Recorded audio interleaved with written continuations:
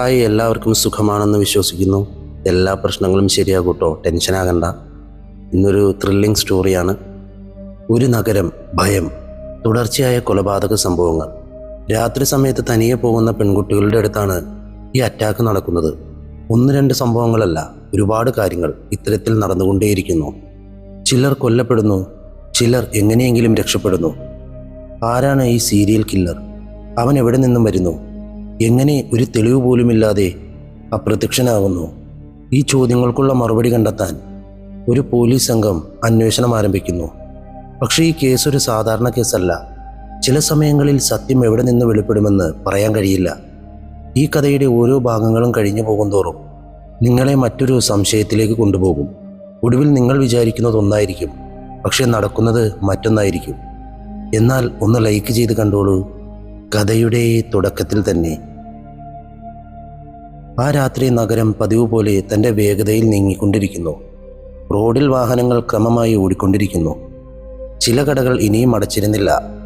വഴിയോരത്തെ ചായക്കടകളിൽ രാത്രി ജോലി കഴിഞ്ഞ് വീട്ടിലേക്ക് മടങ്ങുന്ന ആളുകൾ പതുക്കെ സംസാരിച്ചു കൊണ്ടിരിക്കുന്നു. ഒരു പ്രത്യേകതയുമില്ലാത്ത ഒരു സാധാരണ രാത്രിയായിരുന്നു അത്. ആ സാധാരണത്വത്തിൽ തന്നെ ചിലപ്പോൾ വലിയ കാര്യങ്ങൾ നിശബ്ദമായി ആരംഭിക്കുമെന്നത് ആ നഗരം അപ്പോഴും അറിഞ്ഞിരുന്നില്ല. അരവിന്ദ ജീപ്പിൻ്റെ പിൻസീറ്റിൽ ചാരിയിരിക്കുകയായിരുന്നു. കണ്ണുകളിൽ കുറച്ച് ക്ഷീണമുണ്ടെങ്കിലും അവൻ്റെ മനസ്സ് മുഴുവനും ജോലിക്കുള്ളിലായിരുന്നു. അവൻ്റെ മുൻവശത്ത് ഡ്രൈവർക്കരികിൽ ഇരുന്നിരുന്നത് സബ് ഇൻസ്പെക്ടർ കാർത്തികായിരുന്നു. റേഡിയോയിൽ വന്ന വിവരങ്ങൾ അവൻ ശ്രദ്ധയോടെ കേട്ടുകൊണ്ടിരിക്കുന്നു. അവൻ്റെ മുഖത്ത് തിടുക്കമൊന്നും ഉണ്ടായിരുന്നില്ല, പക്ഷേ അവൻ കേൾക്കുന്ന രീതിയിൽ ഒരു ശ്രദ്ധയുണ്ടായിരുന്നു. Sir, address കൺഫേമായി. ഇനിയും 2 മിനിറ്റ് കൂടി സാർ, കാർത്തിക് തിരിഞ്ഞു നോക്കാതെ പറഞ്ഞു. അരവിന്ദ് പോൾ ചുരുക്കത്തിൽ ശരിയെന്ന് പറഞ്ഞു. അവൻ്റെ നോട്ടം ജനലിലൂടെ പുറത്തേക്കായിരുന്നു. റോഡ് പതുക്കെ ആളൊഴിഞ്ഞ ഭാഗത്തേക്ക് പ്രവേശിച്ചിരുന്നു. ആ മാറ്റം അവന് ശീലമുള്ള ഒന്നാണ്. പല കേസുകളും ഇങ്ങനെയാണ് തുടങ്ങുക. സിറ്റിയുടെ ശബ്ദം കുറഞ്ഞ് നിശബ്ദത വർദ്ധിക്കുന്ന സ്ഥലത്താണ് തുടങ്ങുന്നത്. ജീപ്പ് ഇപ്പോൾ ഒരു ഇടുങ്ങിയ റോഡിൻ്റെ പ്രവേശന കവാടത്തിൽ ചെന്ന് നിന്നു. അവിടെ നേരത്തെ തന്നെ ഒരു പോലീസ് വാഹനമുണ്ടായിരുന്നു. 2 പേരും ഇറങ്ങി. തിടുക്കമോ ബഹളമോ ഇല്ലാതെ അവർ നടന്നു. അവിടെ ഉണ്ടായിരുന്ന ഒരു കോൺസ്റ്റബിൾ സല്യൂട്ട് ചെയ്തിട്ട് അരികിൽ വന്നു. സാർ, ഇവിടെയാണ് സാർ എന്ന് പതുക്കെ കാണിച്ചു കൊടുത്തു. ഇപ്പോൾ അവർ 3 പേരും ആ റോഡിനുള്ളിലേക്ക് പോയി. റോഡിൻ്റെ ഇരുവശവും പഴയ കോമ്പൗണ്ട് മതിലുകൾ, ചെറിയ സ്ഥലങ്ങളിൽ കീറിപ്പോയ പോസ്റ്ററുകൾ, കാറ്റില്ലാത്ത നിശബ്ദത. കുറച്ചടികൾ മുന്നോട്ട് പോയി. തറയിലൊരു മൃതദേഹമുണ്ടായിരുന്നു. അരവിന്ദ് ഒരു നിമിഷം നിന്നു നോക്കി. അതിനുശേഷം പതുക്കെ മുന്നോട്ട് നീങ്ങി അരികിൽ കുനിഞ്ഞിരുന്നു. അതൊരു യുവതിയായിരുന്നു. അവളുടെ മുഖത്ത് ഭാവങ്ങളൊന്നുമില്ല. അവളുടെ കണ്ണുകൾക്ക് മുകളിൽ കെട്ടിയിരുന്ന തുണി ഇപ്പോൾ അരവിന്ദ് ശ്രദ്ധയോടെ നോക്കി. അവൻ അതിൽ തൊടാതെ അങ്ങനെ തന്നെ നോക്കി നിന്നു. അരവിന്ദിൻ്റെ മുഖത്ത് ഒരു ഭാവവും വെളിപ്പെട്ടില്ല, പക്ഷേ അവൻ്റെ നോട്ടം ചില കാര്യങ്ങൾ മനസ്സിൽ രേഖപ്പെടുത്തുന്നുണ്ടായിരുന്നു. സാർ എന്ന് കോൺസ്റ്റബിൾ തുടങ്ങി. സാർ, ഒരു 10 ദിവസം മുമ്പ് ഒരു കേസ് വന്നല്ലോ സാർ, അതുപോലെ തന്നെയാണിത് എന്ന് പറഞ്ഞുകൊണ്ട് നിന്നു. അരവിന്ദ് പതുക്കെ തലയുയർത്തി നോക്കി.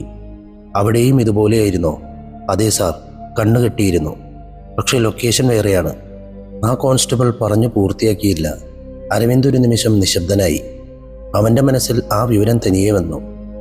ഒരു സംഭവം മാത്രമാണെങ്കിൽ അതൊരു അപകടം പോലെ തോന്നും. 2 സംഭവങ്ങൾ ഒരേപോലെ ഉണ്ടായാൽ അതൊരു തുടക്കമാണ്. അരവിന്ദ് പതുക്കെ എഴുന്നേറ്റു. മുൻപ് വന്ന കേസ് ഡീറ്റെയിൽസൊക്കെ എടുക്കണം എന്ന് പറഞ്ഞു. സാർ, ഓൾറെഡി സ്റ്റേഷനിൽ ഫയലുണ്ട് സാർ, കാർത്തിക് പറഞ്ഞു.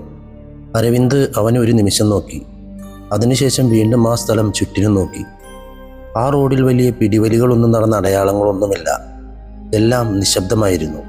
ആ നിശബ്ദതയാണ് ശരിയല്ലാത്തത്. ആ ഏരിയ മുഴുവനും ചെക്ക് ചെയ്യുക. അടുത്തുള്ള CCTV ഫുട്ടേജ് എന്തെങ്കിലും ഉണ്ടെങ്കിൽ കളക്ട് ചെയ്യുക. ആരെങ്കിലും സംശയാസ്പദമായിട്ടുണ്ടെങ്കിൽ ഉടനെ അവരെ അറസ്റ്റ് ചെയ്യണം, അരവിന്ദ് വ്യക്തമായി പറഞ്ഞു. അവൻ പറഞ്ഞത് ഉടനെ കോൺസ്റ്റബിൾ ഏറ്റെടുത്തു. കാർത്തിക് ഇതിനിടയിൽ ഒരു വശത്തു നിന്നും ആ സ്ഥലം മുഴുവനും ശ്രദ്ധയോടെ നോക്കിക്കൊണ്ടിരിക്കുന്നു. അവനൊന്നും വിടാതെ, തിടുക്കം കൂട്ടാതെ, ഒന്നും നഷ്ടപ്പെടുത്താതെ നോക്കുന്നത് പോലെയായിരുന്നു. ചില കാര്യങ്ങൾ കോൺസ്റ്റബിളിനോട് ചോദിച്ചു. സമയം നോട്ട് ചെയ്തു. ലൊക്കേഷൻ കൺഫേം ചെയ്തു. അരവിന്ദ് ഇപ്പോൾ വീണ്ടും ആ പെൺകുട്ടിയെ നോക്കി. അവളുടെ കണ്ണുകൾക്ക് മുകളിലുണ്ടായിരുന്ന ആ തുണി അവൻ്റെ മനസ്സിൽ ഇപ്പോൾ വീണ്ടും ഒരു ചോദ്യമുയർത്തി. അതൊരു അപകടമല്ല, ഇതൊരു തെരഞ്ഞെടുപ്പാണ്. ആ രാത്രി ആ റോഡ്, ആ നിശബ്ദത, ഇതെല്ലാം ചേർന്ന് ഒരു കാര്യം മാത്രം പതുക്കെ പറയുന്നുണ്ടായിരുന്നു. ഇത് ഒറ്റപ്പെട്ട സംഭവമല്ല. ഈ കേസ് ഇവിടെ അവസാനിക്കാൻ പോകുന്നില്ല. അടുത്ത ദിവസം രാവിലെ സ്റ്റേഷൻ പതിവിലും കൂടുതൽ ശബ്ദമായിരുന്നു. രാത്രി നടന്ന സംഭവം അവിടെ നേരത്തെ തന്നെ സംസാര വിഷയമായി മാറിയിരുന്നു. ചിലർ ഫയലുകൾ അടുക്കി വയ്ക്കുന്നുണ്ട്, ചിലർ ഫോൺ കോളുകൾ അറ്റൻഡ് ചെയ്യുന്നുണ്ടായിരുന്നു. പിന്നെയും ചിലർ ഇന്നലെ നടന്നതിനെക്കുറിച്ച് പതുക്കെ സംസാരിക്കുന്നുണ്ടായിരുന്നു. ഒരു കേസ് വന്നാലുടൻ ആ സ്റ്റേഷൻ ഉടനെ ഉയർത്തെഴുന്നേറ്റതുപോലെയാകും. ഇവിടെയും അത് തന്നെയാണ് നടന്നത്. അരവിന്ദ് പതുക്കെ തൻ്റെ മേശയിലുണ്ടായിരുന്ന 2 ഫയലുകളും നേരെ മുന്നിൽ വെച്ചിരിക്കുന്നുണ്ടായിരുന്നു.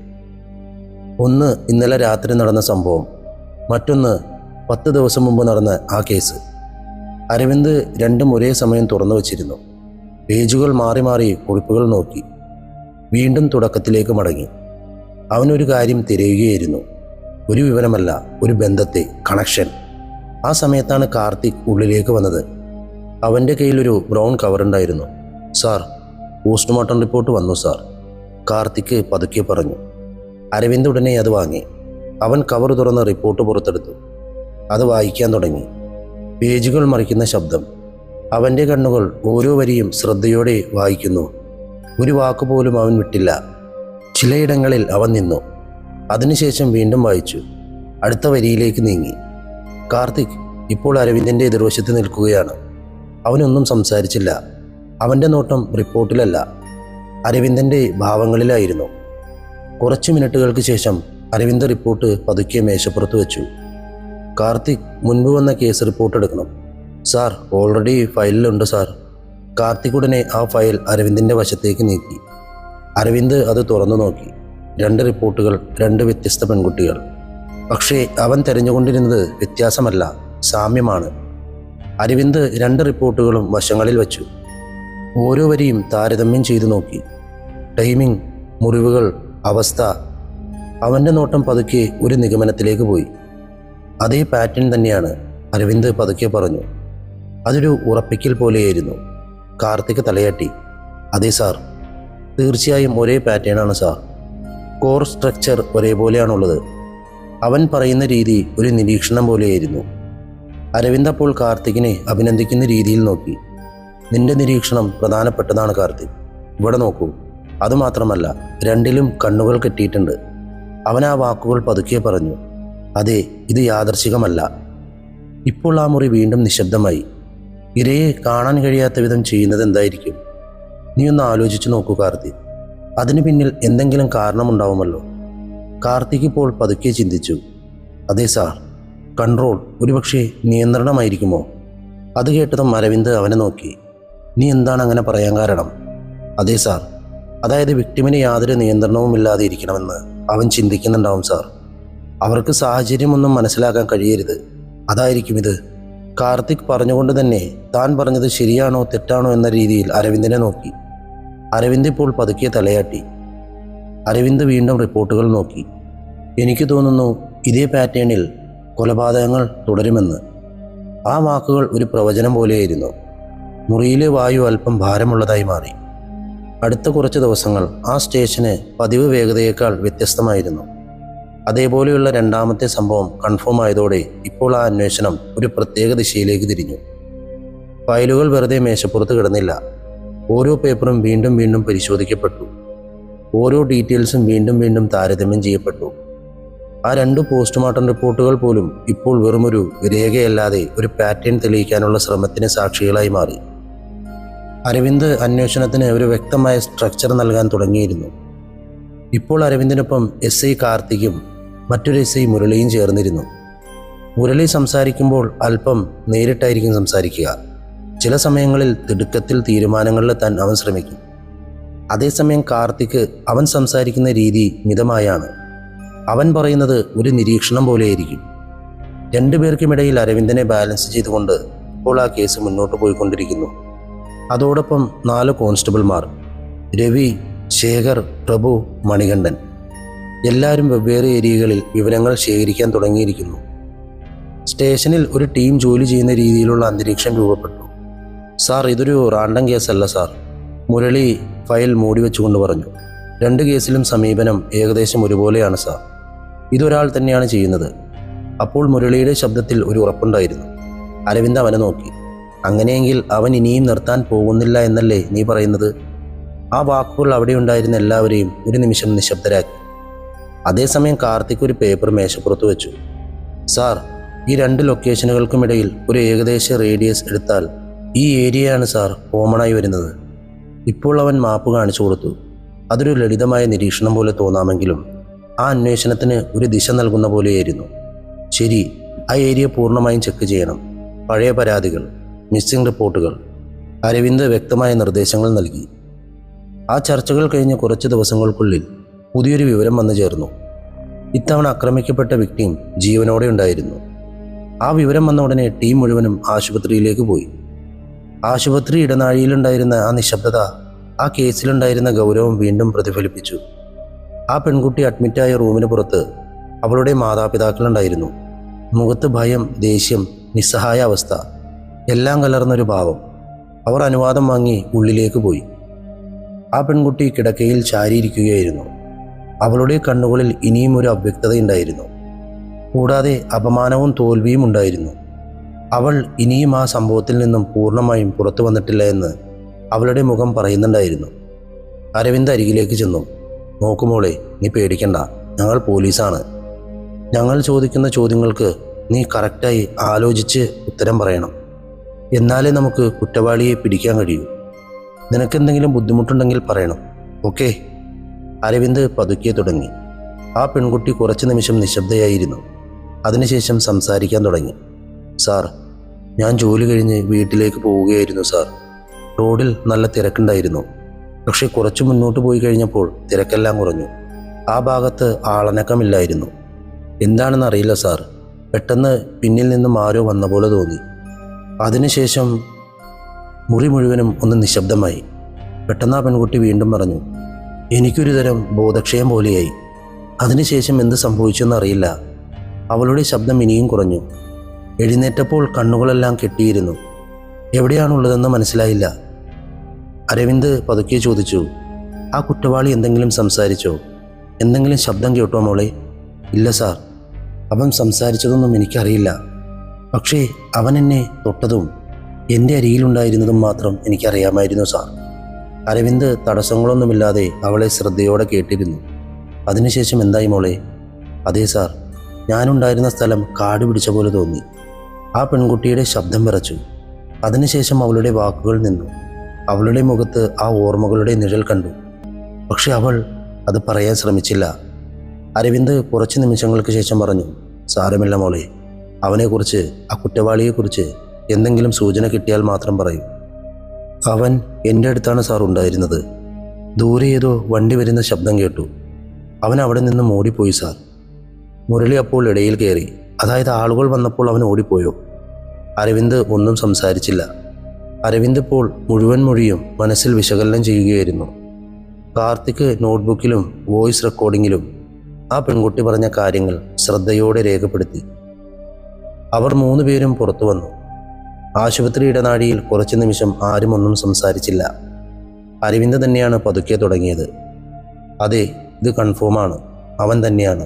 മുരളിയും പറഞ്ഞു, അതെ സാർ, ആ ഒരേ ഒരാൾ തന്നെ. കാർത്തിക്കും ചുരുക്കത്തിൽ പറഞ്ഞു, അതെ സാർ, അതേ പാറ്റേൺ ബ്രേക്കായിട്ടില്ല. ആ വാക്കുകൾ ആ കേസിന് ഇനിയും ഭാരമുള്ളതാക്കി. അപ്പോൾ ഇതൊരു കൊലപാതകങ്ങൾ മാത്രമല്ല, ഇതൊരു തുടർച്ചയാണ്. ഇനിയും അവസാനിച്ചിട്ടില്ല. അവൻ പെൺകുട്ടികളെ ഉപദ്രവിക്കുന്നു. ഒരുപക്ഷെ തന്നെ കണ്ട പെൺകുട്ടികളെ അവൻ കൊലപ്പെടുത്തുന്നുണ്ടാവുമോ?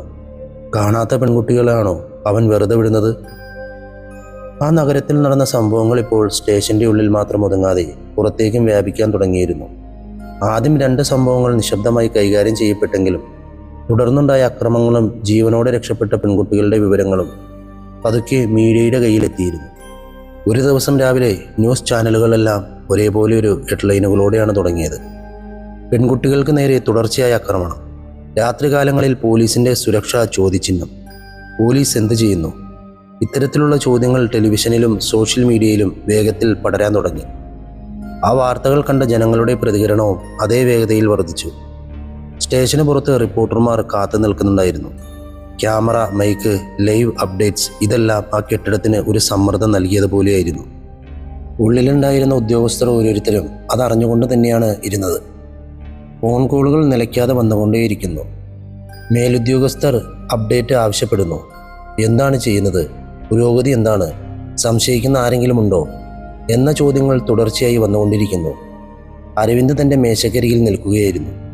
അവൻ്റെ മുന്നിലുണ്ടായിരുന്ന ബോർഡിൽ എല്ലാ കേസ് വിവരങ്ങളും കൃത്യമായി പിൻ ചെയ്തിട്ടുണ്ടായിരുന്നു.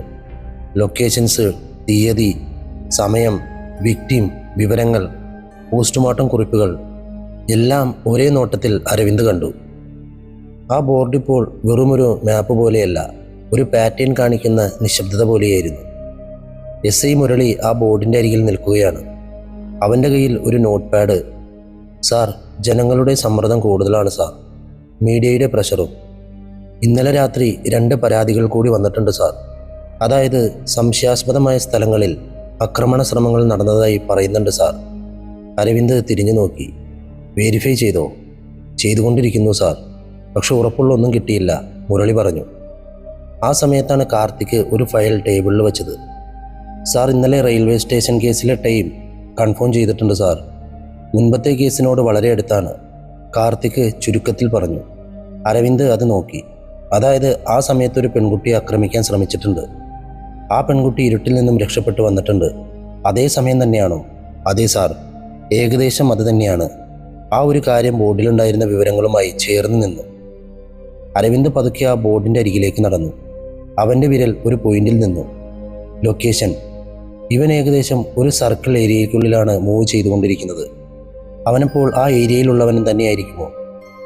ഉടൻ മുരളി പറഞ്ഞു, അങ്ങനെയാണെങ്കിൽ സാർ, തീർച്ചയായും ആ ഏരിയയിലുള്ളവനാകാനാണ് സാധ്യത കൂടുതൽ. അരവിന്ദ് ഇപ്പോൾ തലയാട്ടി. അല്ലെങ്കിൽ ഒരുപക്ഷെ ഈ ഏരിയ അവന് വളരെ പരിചിതമായിരിക്കാം. എന്താണെന്നറിയില്ല. മുറി കുറച്ച് നിമിഷം നിശബ്ദമായി. ആ സമയത്തൊരു കോൺസ്റ്റബിൾ ഉള്ളിലേക്ക് വന്നു. സാർ, മീഡിയ പുറത്ത് വെയിറ്റ് ചെയ്യുന്നുണ്ട് സാർ. മുരളിക്ക് അല്പം ദേഷ്യം വന്നു. ഇപ്പോൾ അതിനൊന്നും സമയമില്ല, അവൻ പതുക്കെ പറഞ്ഞു. പക്ഷെ അരവിന്ദ് കുറച്ച് ചിന്തിച്ചു. ഒരു ചെറിയ അപ്ഡേറ്റ് നൽകാം. ജനങ്ങൾ ഒരുപാട് പേടിക്കണ്ടല്ലോ. അരവിന്ദ് പുറത്തേക്ക് പോയി. സ്റ്റേഷൻ്റെ പുറത്ത് ക്യാമറ ലൈറ്റുകൾ അരവിന്ദിന് നേരെ തിരിഞ്ഞു. ചോദ്യങ്ങൾ ഒരേ സമയം വന്നു. സാർ, സീരിയൽ കില്ലർ അറ്റാക്കാണോ സാർ? സ്ത്രീകൾക്ക് സുരക്ഷയില്ലേ സാർ? പോലീസ് എന്ത് ആക്ഷനാണ് എടുക്കുന്നത്? അരവിന്ദ് ഒരു നിമിഷം ആലോചിച്ചു. അന്വേഷണം നടന്നുകൊണ്ടിരിക്കുകയാണ്. ചില പ്രധാന വിവരങ്ങൾ ലഭിച്ചിട്ടുണ്ട്. പൊതുജനങ്ങൾ കുറച്ച് ജാഗ്രത പാലിക്കണം. രാത്രികാലങ്ങളിൽ സ്ത്രീകൾ തനിയെ യാത്ര ചെയ്യുന്നത് ഒഴിവാക്കുക എന്ന് മിതമായ മറുപടി നൽകി. അവൻ അനാവശ്യമായ വിവരങ്ങളൊന്നും നൽകിയില്ല. പക്ഷേ ആ മറുപടി ഒരു കാര്യം ഉറപ്പിച്ചു. ഈ സംഭവങ്ങൾ യഥാർത്ഥമാണ്. അരവിന്ദ് അതും പറഞ്ഞ് തിരികെ ഉള്ളിലേക്ക് വന്നു.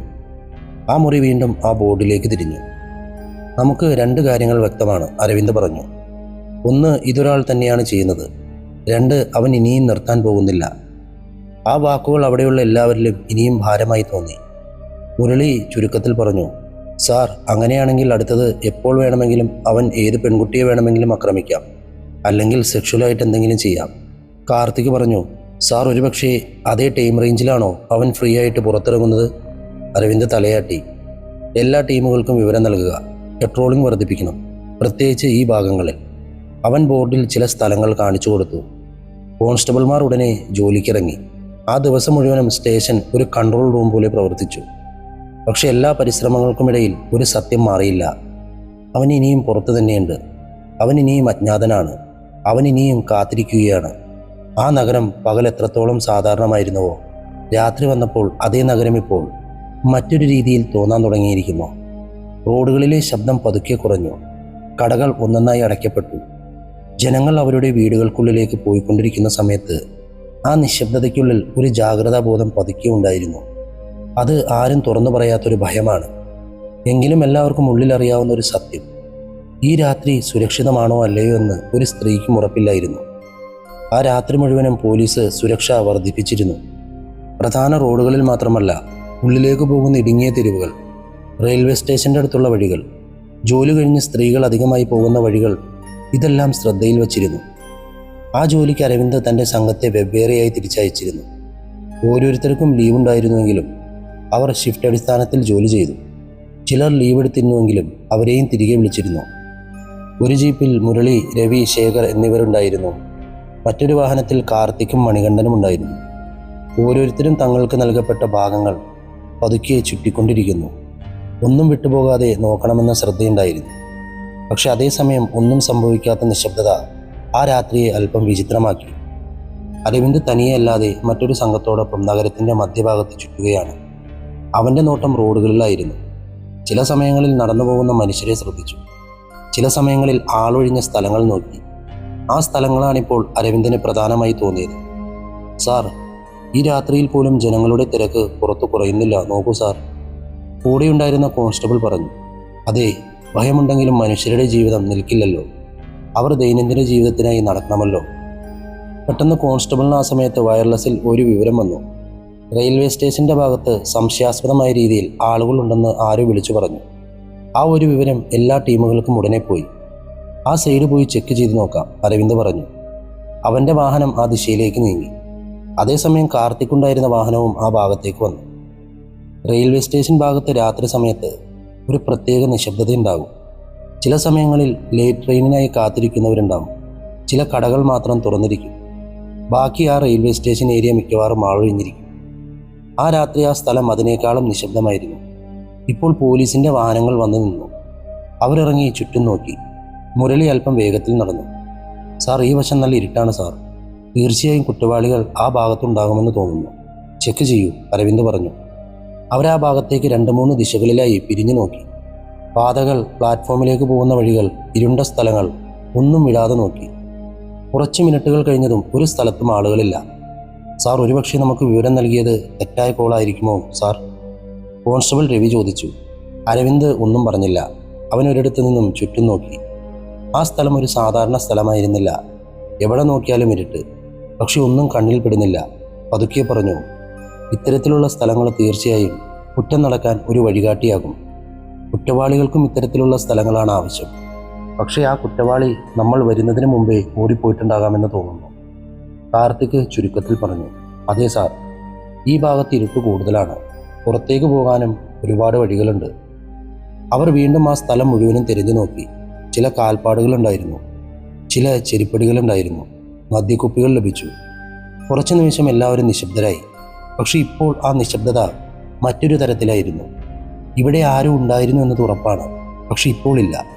വീണ്ടും അവൻ രക്ഷപ്പെട്ടോ അതോ മറ്റാരെങ്കിലും ആണോ? അരവിന്ദ് പതുക്കെ ശ്വാസം വിട്ടു. ഒരുപക്ഷെ ആ കുറ്റവാളിക്ക് നമ്മൾ വരുന്നത് മുൻകൂട്ടി അറിവുണ്ടായിരുന്നോ? മുരളി അല്പം പ്രയാസപ്പെട്ടു. സാർ, അവൻ അത്രയ്ക്ക് സമർത്ഥനാണോ? അവൻ നമ്മളെക്കാൾ ഒരുപടി മുന്നിലാണോ സാർ? ആ വാക്കുകൾ അവിടെ നിന്നു. ആ രാത്രി വീണ്ടും തുടർന്നു. റോന്തു ചുറ്റൽ അവസാനിച്ചില്ല. ഓരോ ദിവസവും തുടർന്നു. ഒരു 10 ദിവസത്തെ രാത്രി റോന്തു ചുറ്റൽ അവസാനിച്ചതിന് ശേഷം ആ റെയിൽവേ സ്റ്റേഷൻ ഭാഗം അരവിന്ദിൻ്റെ മനസ്സിൽ നിന്നും മാഞ്ഞില്ല. ഒന്നും കണ്ണിൽപ്പെടാത്ത നിശബ്ദതയാണെങ്കിലും അവിടെ ആരോ ഉണ്ടാകുമെന്ന ഉറച്ച തോന്നൽ അരവിന്ദിനെ വിട്ടുപോയില്ല.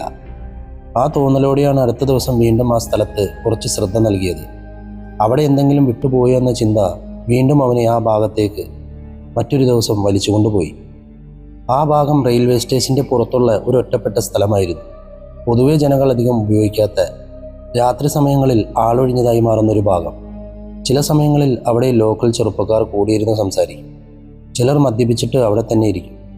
അത്തരത്തിലുള്ളൊരു സ്ഥലത്തായിരുന്നു അത്. സാർ, നമ്മളന്ന് ചെക്ക് ചെയ്ത സൈഡ് ഈ വശമല്ലേ സാർ? മുരളി ആ സ്ഥലം കാണിച്ചു. അരവിന്ദ് ഇപ്പോൾ ചുറ്റിനും നോക്കി. അവിടെ ചില ഒഴിഞ്ഞ കുപ്പികൾ, കീറിയ കവറുകൾ, ഉപയോഗിച്ച സിഗരറ്റ് കുറ്റികൾ. ആ സ്ഥലം വെറുമൊരു വഴിയല്ലാതെ ആരും ഇടയ്ക്കിടയ്ക്ക് ഉപയോഗിക്കുന്ന സ്ഥലമാണെന്ന് അത് പറഞ്ഞുകൊണ്ടേയിരിക്കുന്നു. ഇത്തരത്തിലുള്ള സ്ഥലമാണ് സാർ കുറ്റവാളികൾക്ക് എളുപ്പത്തിൽ ഉപയോഗിക്കാൻ കഴിയുക, മുരളി പറഞ്ഞു. ആ നിരീക്ഷണം ഉടനെ ഒരു സംശയമായി മാറി. ഈ ഏരിയയിൽ ആരൊക്കെയാണ് റെഗുലറായി വരുന്നതെന്ന് ആദ്യം നമ്മൾ ചെക്ക് ചെയ്യണം, അരവിന്ദ് പറഞ്ഞു. കോൺസ്റ്റബിൾമാർ ഉടനെ അടുത്തുള്ള ചായക്കടയിലും അവിടെയുള്ള കുറച്ച് പേരോടും വാച്ച്മാനോടും വിവരങ്ങൾ ചോദിച്ച് ശേഖരിക്കാൻ തുടങ്ങി. അതിനുശേഷം കുറച്ച് സമയം കഴിഞ്ഞ് രവി വന്ന് പറഞ്ഞു, സാർ, ഇവിടെ ചില ലോക്കൽ പിള്ളേർ രാത്രി സമയത്ത് മദ്യപിക്കാൻ വരാറുണ്ടെന്ന് പറയുന്നു സാർ.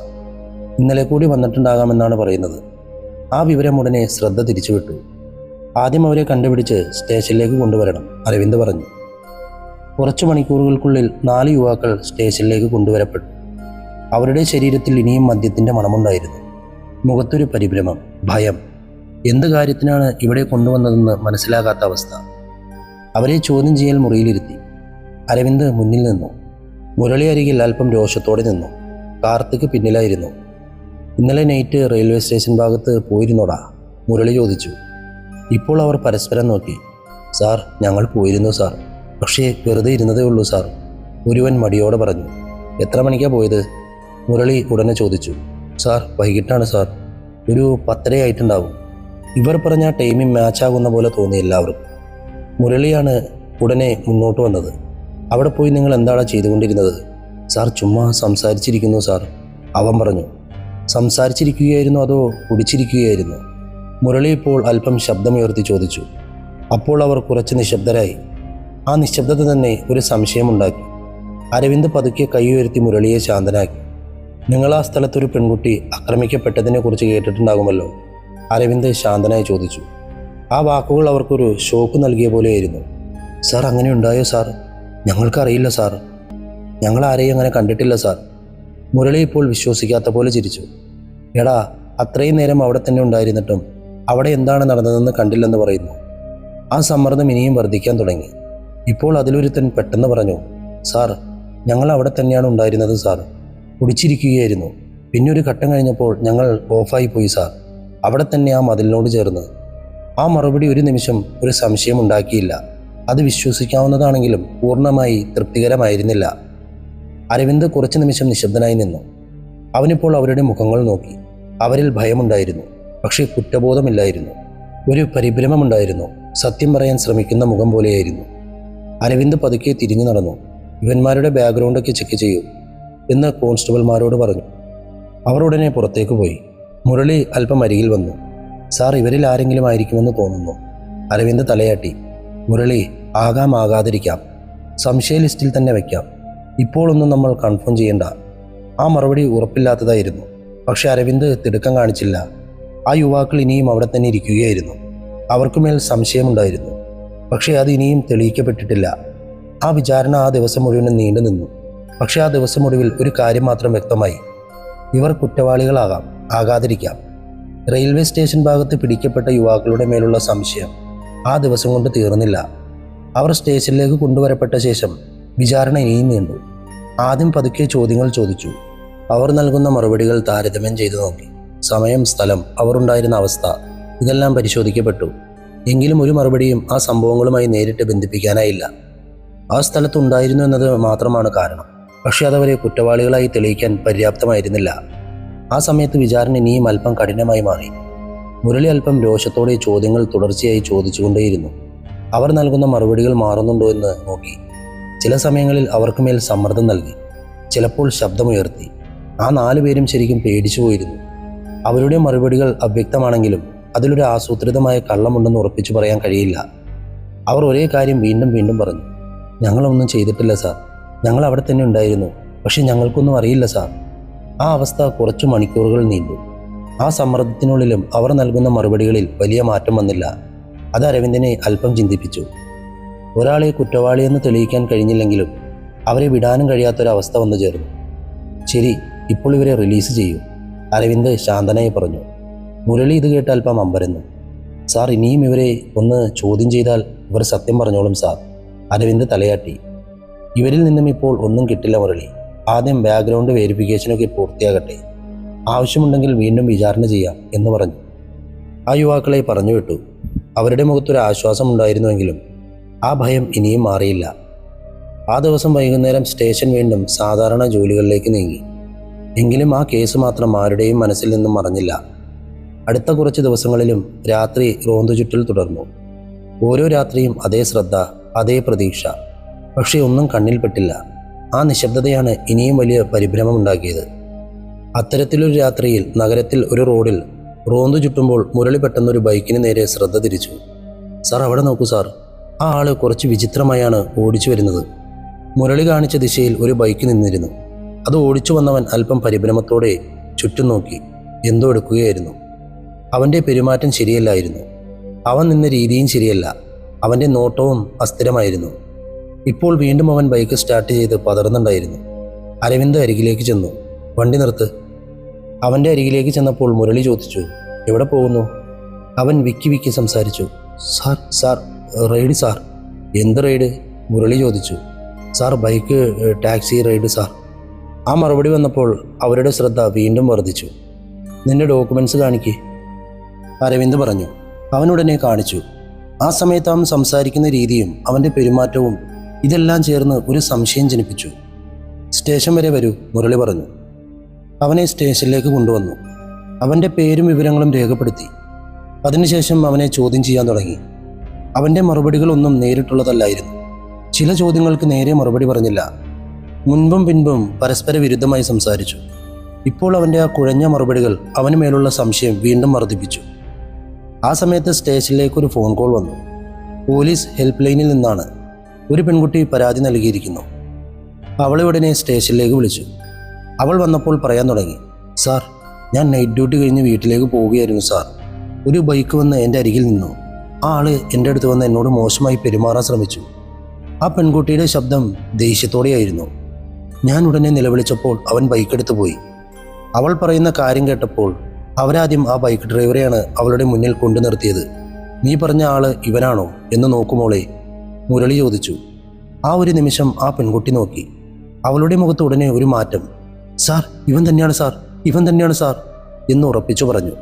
ആ മറുപടി ആ മുറിയിലുണ്ടായിരുന്ന എല്ലാവരെയും ഒരേ സമയം ഒരു തീരുമാനത്തിലേക്ക് എത്തിച്ചു. മുരളി ഉടൻ പറഞ്ഞു, അങ്ങനെയാണെങ്കിൽ ഇതുപോലെ പല കാര്യങ്ങളും ഇവൻ തന്നെയാണ് ചെയ്തിരിക്കുന്നതെന്ന് തോന്നുന്നു. ആ സംശയം ഉടനെ അടുത്ത ദിശയിലേക്ക് നീങ്ങി. അവനൊരു സാധാരണ കുറ്റവാളി മാത്രമാകില്ല. അവനാണോ ആ തുടർച്ചയായ കൊലപാതകങ്ങൾക്കും കാരണമെന്നറിയില്ല. ഇപ്പോൾ അവൻ ഒരു സംശയിക്കുന്ന വ്യക്തി മാത്രമല്ല, ഒരു പ്രധാന കുറ്റവാളിയാണ്. അവന് മേലിപ്പോൾ ശ്രദ്ധ മുഴുവനും തിരിഞ്ഞു. ആ ബൈക്ക് ടാക്സി ഡ്രൈവർ സ്റ്റേഷനിലേക്ക് കൊണ്ടുവരപ്പെട്ട ശേഷം ഇപ്പോൾ ആ കേസിൻ്റെ അന്വേഷണം പുതിയൊരു ദിശ എടുത്ത പോലെ തോന്നി. അവന് മേലുണ്ടായിരുന്ന സംശയം ഒരു സാധാരണ അളവിലല്ലാതെ ഇപ്പോൾ ആ തുടർച്ചയായ സംഭവങ്ങളുമായി അവനെ ബന്ധിപ്പിക്കാൻ കഴിയുമോ എന്ന കോണിൽ എല്ലാവരും ചിന്തിക്കാൻ തുടങ്ങി. ആ പെൺകുട്ടി അവനെ തിരിച്ചറിഞ്ഞതോടെ സംശയം വീണ്ടും ശക്തമായി. ആ മുറിയിലുണ്ടായിരുന്ന ഓരോരുത്തർക്കും ഇവനാകാം, ഇവൻ തന്നെയാണ് ആ കുറ്റവാളി എന്ന ചിന്ത ഒരേ സമയം വന്നു. അവൻ ചോദ്യം ചെയ്യൽ മുറിയിലിരിക്കുകയാണ്. മുഖത്ത് വ്യക്തമായ പരിഭ്രമമുണ്ടായിരുന്നു. പക്ഷെ ആ പരിഭ്രമം ഭയമാണോ അതോ പിടിക്കപ്പെട്ടതുകൊണ്ടുള്ള കുഴപ്പമാണോ എന്ന് ഉടനെ പറയാൻ കഴിയാത്തൊരവസ്ഥയായിരുന്നു. അവൻ തുടർച്ചയായി കൈകൾ ചലിപ്പിച്ചുകൊണ്ടേയിരുന്നു. ചിലപ്പോൾ താഴെ നോക്കി, ചിലപ്പോൾ നേരെ നോക്കാതെ മറുപടി നൽകാൻ ശ്രമിച്ചു. നീ ആ പെൺകുട്ടിയോട് മോശമായി പെരുമാറാൻ ശ്രമിച്ചത് സത്യമാണല്ലോ? അരവിന്ദ് നേരിട്ട് ചോദിച്ചു. സാർ, അതെ സാർ, ഞാൻ മോശമായി പെരുമാറാൻ ശ്രമിച്ചു സാർ. പക്ഷേ നിങ്ങൾ പറയുന്ന പോലെ ഞാൻ സീരിയൽ കില്ലറൊന്നുമല്ല സാർ. ഞാൻ ആരെയും കൊന്നിട്ടില്ല സാർ, അവൻ പറഞ്ഞു. മുരളി അല്പം മുന്നോട്ട് വന്നു. എടാ, നീ തന്നെയാണോ തെറ്റ് ചെയ്തുവെന്ന് സമ്മതിക്കുന്നത്? ഇപ്പോൾ അവൻ മൗനമായിരുന്നു. ആ മൗനം ഒരു മറുപടി പോലെയായിരുന്നു. അപ്പോൾ എല്ലാ കൊലപാതകങ്ങളും നീ തന്നെയാണ് ചെയ്തത്?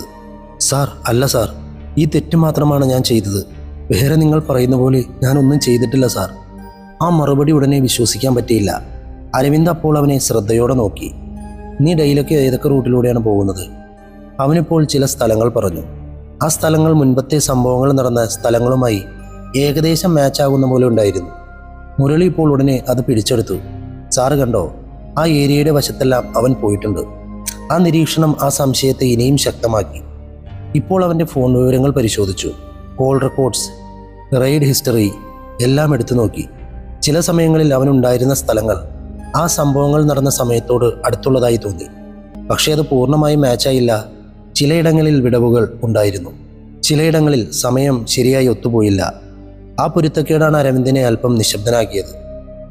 ആ ദിവസം ഈ സമയത്ത് നിങ്ങൾ എവിടെയായിരുന്നു എന്നവൻ ഒരു പ്രത്യേക സംഭവത്തെ ചൂണ്ടിക്കാട്ടി ചോദിച്ചപ്പോൾ ആ ആള് ചിന്തിച്ചു. സാർ, നിങ്ങൾ പറയുന്ന ടീമിൽ ഞാൻ റെയ്ഡിലായിരുന്നു സാർ, അവൻ പറഞ്ഞു. റെയ്ഡിൽ തന്നെയായിരുന്നോ? കൺഫേം ആണോ? മുരളി കുറച്ച് ശബ്ദമുയർത്തി. എടാ, ശരിക്കും പറഞ്ഞോ? ഇല്ലെങ്കിൽ വലിയ പ്രശ്നമാകും. ഇപ്പോൾ അവൻ പറഞ്ഞു. സാർ, കറക്റ്റായി ഞാൻ റെയ്ഡിലായിരുന്നു സാർ. ഈ ഏരിയയിലാണ് പോയത്, ഡ്രോപ്പ് ചെയ്തത്. ഉടനെ ആ റെയ്ഡ് വെരിഫൈ ചെയ്തു. കുറച്ച് മിനിറ്റുകൾക്ക് ശേഷം വിവരം വന്നു. ആ സമയത്ത് അവനൊരു റെയ്ഡിലുണ്ടായിരുന്നു എന്നത് സത്യമാണ്. അവൻ ആ സ്ഥലത്ത് ഉണ്ടായിരുന്നു എന്ന് ഉറപ്പായി. ആ ഒരു വിവരം ആ സംശയത്തെ അല്പം അയച്ചു. മുരളിക്ക് അല്പം നിരാശ തോന്നി. സാർ, ഇവൻ തന്നെയാണ് സാർ, ഇവൻ തന്നെയാണ് എല്ലാം ചെയ്തിട്ടുണ്ടാകുക. നമ്മളെ പറ്റിക്കാൻ ഇവൻ എന്തൊക്കെയോ ചെയ്യുന്നുണ്ട്. അരവിന്ദാണെങ്കിൽ നിശബ്ദനായി നിന്നു. അവൻ്റെ മനസ്സിൽ രണ്ട് കാര്യങ്ങൾ ഓടിക്കൊണ്ടിരുന്നു. ഒന്ന്, ഈ ആള് വളരെ മോശക്കാരനാണ്. രണ്ട്, അവനാണ് ഈ തുടർച്ചയായ സംഭവങ്ങൾക്ക് കാരണമെന്ന് പറയാൻ മതിയായ തെളിവുകളൊന്നുമില്ല. അരവിന്ദ് പതുക്കെ പറഞ്ഞു. ഇവനൊരു കുറ്റവാളിയാണ്. പക്ഷെ നമ്മൾ തിരയുന്നവൻ ഇവനാണോ എന്ന് നമുക്കിനിയും വ്യക്തമല്ല. കാർത്തിക് ചുരുക്കത്തിൽ പറഞ്ഞു. സാർ, അതെ സാർ, ടൈമിംഗ് പോലും മാച്ച് ആകുന്നില്ലല്ലോ സാർ. ആ ഒരു വരി ആ സാഹചര്യം വ്യക്തമായി പറഞ്ഞു. ആ സസ്പെക്റ്റിന് മേലുള്ള ഭാരം അല്പം കുറഞ്ഞു, പക്ഷേ പൂർണ്ണമായും ഇല്ല. ശരി, ഇവനെ കസ്റ്റഡിയിൽ വയ്ക്കാം, അരവിന്ദ് പറഞ്ഞു. മുരളിയും അത് സമ്മതിച്ചു. വേറെ കേസുകൾ കൂടി വെരിഫൈ ചെയ്യണം. പിന്നെ ഇവൻ വേറെ എവിടെയൊക്കെ പോയി എന്നതും പൂർണ്ണമായും നമ്മൾ ചെക്ക് ചെയ്യണം. ആ അന്വേഷണം ആ ദിവസം മുഴുവനും നീണ്ടു നിന്നു. പക്ഷേ ആ ദിവസത്തിൻ്റെ ഒടുവിൽ ഒരു സത്യം മാത്രം വ്യക്തമായിരുന്നു. അവൻ മോശക്കാരനാണ്. പക്ഷേ മറ്റുള്ള കൊലപാതകങ്ങളുമായി ഇവന് ബന്ധമുണ്ടോ എന്നറിയില്ല. ബൈക്ക് ടാക്സി ഡ്രൈവർക്ക് മേലുണ്ടായിരുന്ന സംശയം ആ ദിവസം അവസാനിച്ചില്ല. അവന് മേലുണ്ടായിരുന്ന ആ കുറ്റാരോപണം പതുക്കെ ഒരു ഉറപ്പായി മാറാൻ തുടങ്ങി. പ്രത്യേകിച്ചൊരു പെൺകുട്ടി അവനെ നേരിട്ട് തിരിച്ചറിഞ്ഞ ശേഷം സ്റ്റേഷനിലുണ്ടായിരുന്ന പലർക്കും ഇവനാകാം ആ തുടർച്ചയായ സംഭവങ്ങൾക്ക് കാരണമെന്ന ചിന്ത ശക്തമായി പതിഞ്ഞു. പൂർണ്ണമായി തെളിവില്ല എങ്കിലും ഇപ്പോൾ അവനെ ഈ കേസിൽ ഒരു പ്രധാന കുറ്റവാളിയായി കരുതി അന്വേഷണം തുടർന്നു. അവനെ കസ്റ്റഡിയിൽ വെച്ച് ദിവസവും ചോദ്യം ചെയ്തു. അവൻ്റെ എല്ലാ ശീലങ്ങളും ബന്ധങ്ങളും എല്ലാം പൂർണ്ണമായി പരിശോധിക്കപ്പെട്ടു. ആദ്യ കുറച്ച് ദിവസങ്ങളിൽ അവൻ്റെ മറുപടികൾ കുഴഞ്ഞതായിരുന്നു. ചിലപ്പോൾ രക്ഷപ്പെടാൻ ശ്രമിക്കുന്നത് പോലെ തോന്നി, ചിലപ്പോൾ പേടിച്ച് സത്യം മറയ്ക്കുകയാണെന്ന് തോന്നി. ആ പെരുമാറ്റം തന്നെ അവരുടെ സംശയത്തെ ഇനിയും ഉറപ്പിച്ചു. ഇവൻ തന്നെയാണെന്ന ചിന്ത പതുക്കെ ആ സംഘത്തിൽ പടരാൻ തുടങ്ങി. മുരളി അതിൽ ഇനിയും ഉറച്ചു നിന്നു. സാർ, തീർച്ചയായും ഇവൻ തന്നെയാണ് സാർ. ഇവൻ പെരുമാറുന്ന രീതി തന്നെ അത് പറയുന്നുണ്ട്. അരവിന്ദനോട് പലതവണ പറഞ്ഞു കഴിഞ്ഞു. അരവിന്ദ് പൂർണ്ണമായി യോജിച്ചില്ലെങ്കിലും അവനത് പൂർണ്ണമായി നിഷേധിക്കാനും കഴിഞ്ഞില്ല. അരവിന്ദ് തുടർച്ചയായി ഡീറ്റെയിൽസ് വെരിഫൈ ചെയ്തുകൊണ്ടേയിരുന്നു. എങ്കിലും ആ കേസിനൊരു തീരുമാനം ആവശ്യമായിരുന്നു. ആ സമ്മർദ്ദം ആ അന്വേഷണത്തെ ഒരു ദിശയിലേക്ക് തള്ളാൻ തുടങ്ങി. ദിവസങ്ങൾ പിന്നെയും കടന്നുപോയി. ഒരാഴ്ച, 10 ദിവസം, 15 ദിവസം, 20 ദിവസം. ആ 20 ദിവസങ്ങളിൽ ആ നഗരം അല്പം ശാന്തമായിരുന്നു. പുതിയ സംഭവങ്ങളൊന്നും റിപ്പോർട്ട് ചെയ്തില്ല. ആ നിശബ്ദത തന്നെ ആ സംശയത്തെ ഇനിയും വെളിപ്പെടുത്തി. അവനെ പിടിച്ചതുകൊണ്ടാണ് ഈ പ്രശ്നങ്ങളെല്ലാം നിർത്തപ്പെട്ടത്. ഇവൻ തന്നെയാണ് അതിന് കാരണമെന്ന് ചില വിശ്വാസം ചിലർക്കുണ്ടായി. ആ ചിന്ത സ്റ്റേഷനുള്ളിലും പതുക്കെ വേറുറയ്ക്കാൻ തുടങ്ങി. സാർ, ഇപ്പോൾ ഈ പ്രശ്നങ്ങളൊന്നും തന്നെ ഇല്ല. ഇപ്പോൾ ഒരു സംഭവവും നടക്കുന്നില്ല. എല്ലാം സ്റ്റോപ്പായി കഴിഞ്ഞു, മുരളി പറഞ്ഞു. ആ ഒരു നിരീക്ഷണം പലർക്കും ഒരു മറുപടി പോലെയായിരുന്നു. പക്ഷെ അരവിന്ദ് ഒന്നും പറഞ്ഞില്ല. അരവിന്ദിൻ്റെ മനസ്സിൽ ഇനിയും ചില സംശയങ്ങളുണ്ടായിരുന്നു. പക്ഷെ ആ സംശയങ്ങൾക്ക് തെളിവില്ല. ആ ദിവസം വൈകുന്നേരം വരെ എല്ലാം ശാന്തമായിരുന്നു. പക്ഷേ ആ നിശബ്ദത നീണ്ടു നിന്നില്ല. കാരണം ആ രാത്രി സ്റ്റേഷൻ ഫോൺ വീണ്ടും മുഴങ്ങാൻ തുടങ്ങി. പുതിയൊരു വിവരം, മറ്റൊരു പെൺകുട്ടി, അതേപോലെ ഒരാക്രമണം. പക്ഷെ ഇത്തവണ ആ പെൺകുട്ടി ജീവനോടെ ഇല്ല. ആ വിവരം വന്ന ഉടനെ ആ സ്റ്റേഷൻ മുഴുവനും നിശബ്ദത പടർന്നു. മുരളിയാണ് ആദ്യം പ്രതികരിച്ചത്. സാർ, ഇത് തീർച്ചയായും ഇങ്ങനെയാകില്ല സാർ. Impossible sir. ഇവൻ കസ്റ്റഡിയിൽ തന്നെയല്ലേ ഉള്ളത്, മുരളി പറഞ്ഞു. ആ വാക്കുകൾ ആ കേസിലുണ്ടായിരുന്ന ഏറ്റവും വലിയ പിഴവിനെ നേരിട്ട് കാണിച്ചു കൊടുത്തു. അരവിന്ദ് ഒരു നിമിഷം ഒന്നും സംസാരിച്ചില്ല. അരവിന്ദ് പതുക്കെ എഴുന്നേറ്റു. ലൊക്കേഷൻ അവൻ ചോദിച്ചു. വിവരങ്ങൾ വന്നു. അതേ പാറ്റേൺ, അതേ അറ്റാക്ക്, അതേപോലെ കണ്ണുകൾ കിട്ടിയിരിക്കുന്നു. ആ ഒരു വിവരം എല്ലാം വീണ്ടും തുടക്കത്തിൽ കൊണ്ടുവന്ന് നിർത്തി. സാർ, അങ്ങനെയെങ്കിൽ അവനല്ലേ സാർ? മുരളി ഇപ്പോൾ പറയാൻ കഴിയാതെ പകച്ചു നിന്നു. അരവിന്ദ് അവനെ നോക്കി. അതേ മുരളി, നമ്മൾ തെറ്റായ ആളെയാണ് പിടിച്ചിരിക്കുന്നത്, അരവിന്ദ് പതുക്കെ പറഞ്ഞു. ആ വാക്കുകൾ ആ മുറിയിൽ ഭാരമായി വീണു. അവർ ഉടനെ ആ സ്ഥലത്തേക്ക് തിരിച്ചു. ആ രാത്രി വീണ്ടും ഒരു ക്രൈം സീൻ. വീണ്ടും അതേ നിശബ്ദത, വീണ്ടും അതേ ഭയം. ആ പെൺകുട്ടി അവിടെ കിടന്നിരുന്നു. അവളുടെ കണ്ണുകൾ കെട്ടിയിരുന്നു. പക്ഷെ ആ ഒരു കാര്യം മാത്രം മാറിയില്ല. ആ യഥാർത്ഥ കുറ്റവാളി ഇനിയും പുറത്തു തന്നെയുണ്ട്. അവൻ ഇനിയും അവരെ നോക്കിക്കൊണ്ടിരിക്കുന്നു. അവൻ ഇനിയും ഒരു സ്റ്റെപ്പ് മുന്നിലാണ്. ആ രാത്രി സ്റ്റേഷനിലേക്ക് മടങ്ങിയ ശേഷം അവിടെ ഉണ്ടായിരുന്ന നിശബ്ദത മുൻപുണ്ടായിരുന്ന നിശബ്ദതയുമായി സാമ്യമുള്ളതായിരുന്നില്ല. ഇത് ജോലി കഴിഞ്ഞ് ലഭിക്കുന്ന ക്ഷീണത്തിൻ്റെ നിശബ്ദതയല്ല. ഇത് ഒരു തെറ്റ് സംഭവിച്ചുവെന്ന ബോധം മനസ്സിൽ നിന്നുകൊണ്ടുള്ള ഒരു ഭാരമുള്ള നിശബ്ദതയാണ്. കസ്റ്റഡിയിലുണ്ടായിരുന്ന സസ്പെക്റ്റ് ഉള്ളപ്പോൾ തന്നെ അതേപോലെ മറ്റൊരു കൊലപാതകം നടന്നിരിക്കുന്നു. ആ സംഘത്തിൻ്റെ മുഴുവൻ അന്വേഷണവും ഒറ്റ നിമിഷം കൊണ്ട് തകർന്നുപോയി. കുറച്ച് ദിവസങ്ങളായി കെട്ടിപ്പടുത്ത വിശ്വാസം, എടുത്ത തീരുമാനങ്ങൾ, വെച്ച കണക്ക് കൂട്ടലുകൾ എല്ലാം ഒരു നിമിഷം കൊണ്ട് തകർന്ന് തരിപ്പണമായി. ആ ബോധം ആ മുറിയിലുണ്ടായിരുന്ന ഓരോരുത്തരെയും വ്യക്തിപരമായി ബാധിച്ചു. പക്ഷേ അതാരും പുറത്തു പറഞ്ഞില്ല. അരവിന്ദാണെങ്കിൽ പുതിയ ക്രൈം സീനിൽ നിന്നുമെടുത്ത കുറിപ്പുകൾ മേശപ്പുറത്ത് പരത്തി വച്ചിരുന്നു. അവൻ്റെ നോട്ടം ഓരോ ഡീറ്റെയിൽസിലും പതുക്കെ നീങ്ങി. അവനിതിപ്പോൾ വേഗത്തിൽ വായിച്ചില്ല. ഓരോ കാര്യവും മനസ്സിൽ വയ്ക്കാൻ ശ്രമിക്കുന്നത് പോലെ നോക്കി. ആ സ്ഥലം, ആ സമയം, ആ ഘടന എല്ലാം മുൻപ് നടന്ന സംഭവങ്ങളോട് ഒരുപോലെ തന്നെ തോന്നിപ്പിച്ചു. മുരളി ഒരു വശത്ത് നിൽക്കുന്നുണ്ടായിരുന്നു. അവൻ്റെ മുഖത്തുണ്ടായിരുന്ന ആവേശം ഇപ്പോൾ അല്പം മാറിയിരുന്നു. ഇപ്പോൾ അത് നിരാശയായി മാറിയിരിക്കുന്നു. തനിക്ക് നിയന്ത്രിക്കാൻ കഴിയാത്ത ഒരു ബുദ്ധിമുട്ട് അവൻ്റെ ശബ്ദത്തിൽ തന്നെ അതറിഞ്ഞു. സാർ, അപ്പോൾ ഇത്രയും നാൾ നമ്മൾ ഫോക്കസ് ചെയ്തത് എല്ലാം വെറുതെ ആയല്ലോ സാർ. പൂർണ്ണമായും തെറ്റായി പോയല്ലോ സാർ. അവൻ പതുക്കെ പറഞ്ഞപ്പോൾ ആ വാക്കുകൾ ആ മുറിയിലെ അവസ്ഥ പൂർണ്ണമായി പറഞ്ഞു. അതൊരു സാധാരണ തെറ്റല്ല, അതൊരു ദിശ തന്നെ പൂർണ്ണമായി തെറ്റിയെന്ന ബോധമാണ്. അരവിന്ദ് ഇപ്പോൾ അവനെ നോക്കി. മറുപടി പറയാൻ അവൻ തിടുക്കം കാണിച്ചില്ല. തൻ്റെ മുന്നിലുണ്ടായിരുന്ന റിപ്പോർട്ട് മൂടിവെച്ചു. ഒരു നിമിഷം കണ്ണുകളടച്ച് ചിന്തിച്ചു. അതിനുശേഷം പതുക്കെ പറഞ്ഞു, തെറ്റ് സംഭവിച്ചിട്ടുണ്ട് മുരളി, പക്ഷെ അത് നമ്മൾ ശരിയാക്കണമല്ലോ. ആ ശബ്ദത്തിൽ ഒരു തീരുമാനമുണ്ടായിരുന്നു. പക്ഷെ ആ തീരുമാനം ഉടനെ ഒരു വഴി കാട്ടിയില്ല. അതൊരു തുടക്കം മാത്രമായിരുന്നു. ആ സമയത്ത് കാർത്തിക് അരികിലുണ്ടായിരുന്ന ഫയൽ മറിച്ചു നോക്കിക്കൊണ്ട് പറഞ്ഞു, സാർ, അതേ പാറ്റേൺ തന്നെയാണ് സാർ. ഈ കേസ് ഇനിയും പഴയ പാതയിൽ തന്നെയാണ്. പക്ഷേ നമ്മൾ പാത തെറ്റിച്ചു. ആ വാക്കുകൾ കേട്ടതും അരവിന്ദ് വീണ്ടും ബോർഡിൻ്റെ അരികിലേക്ക് നടന്നു. അവൻ്റെ മുന്നിൽ പിൻ ചെയ്തിരുന്ന എല്ലാ കേസ് വിവരങ്ങളും വീണ്ടും അവൻ്റെ നോട്ടത്തിൽ വന്നു. അരവിന്ദ് ഓരോ ലൊക്കേഷനും വീണ്ടും നോക്കി. തീയതികൾ, സമയങ്ങൾ, വിക്ടിംസ് ഒന്നും മാറ്റമില്ലാതെ ഉണ്ടായിരുന്നു. പക്ഷെ ഇപ്പോൾ അവൻ അത് മറ്റൊരു കോണിൽ നോക്കാൻ തുടങ്ങി.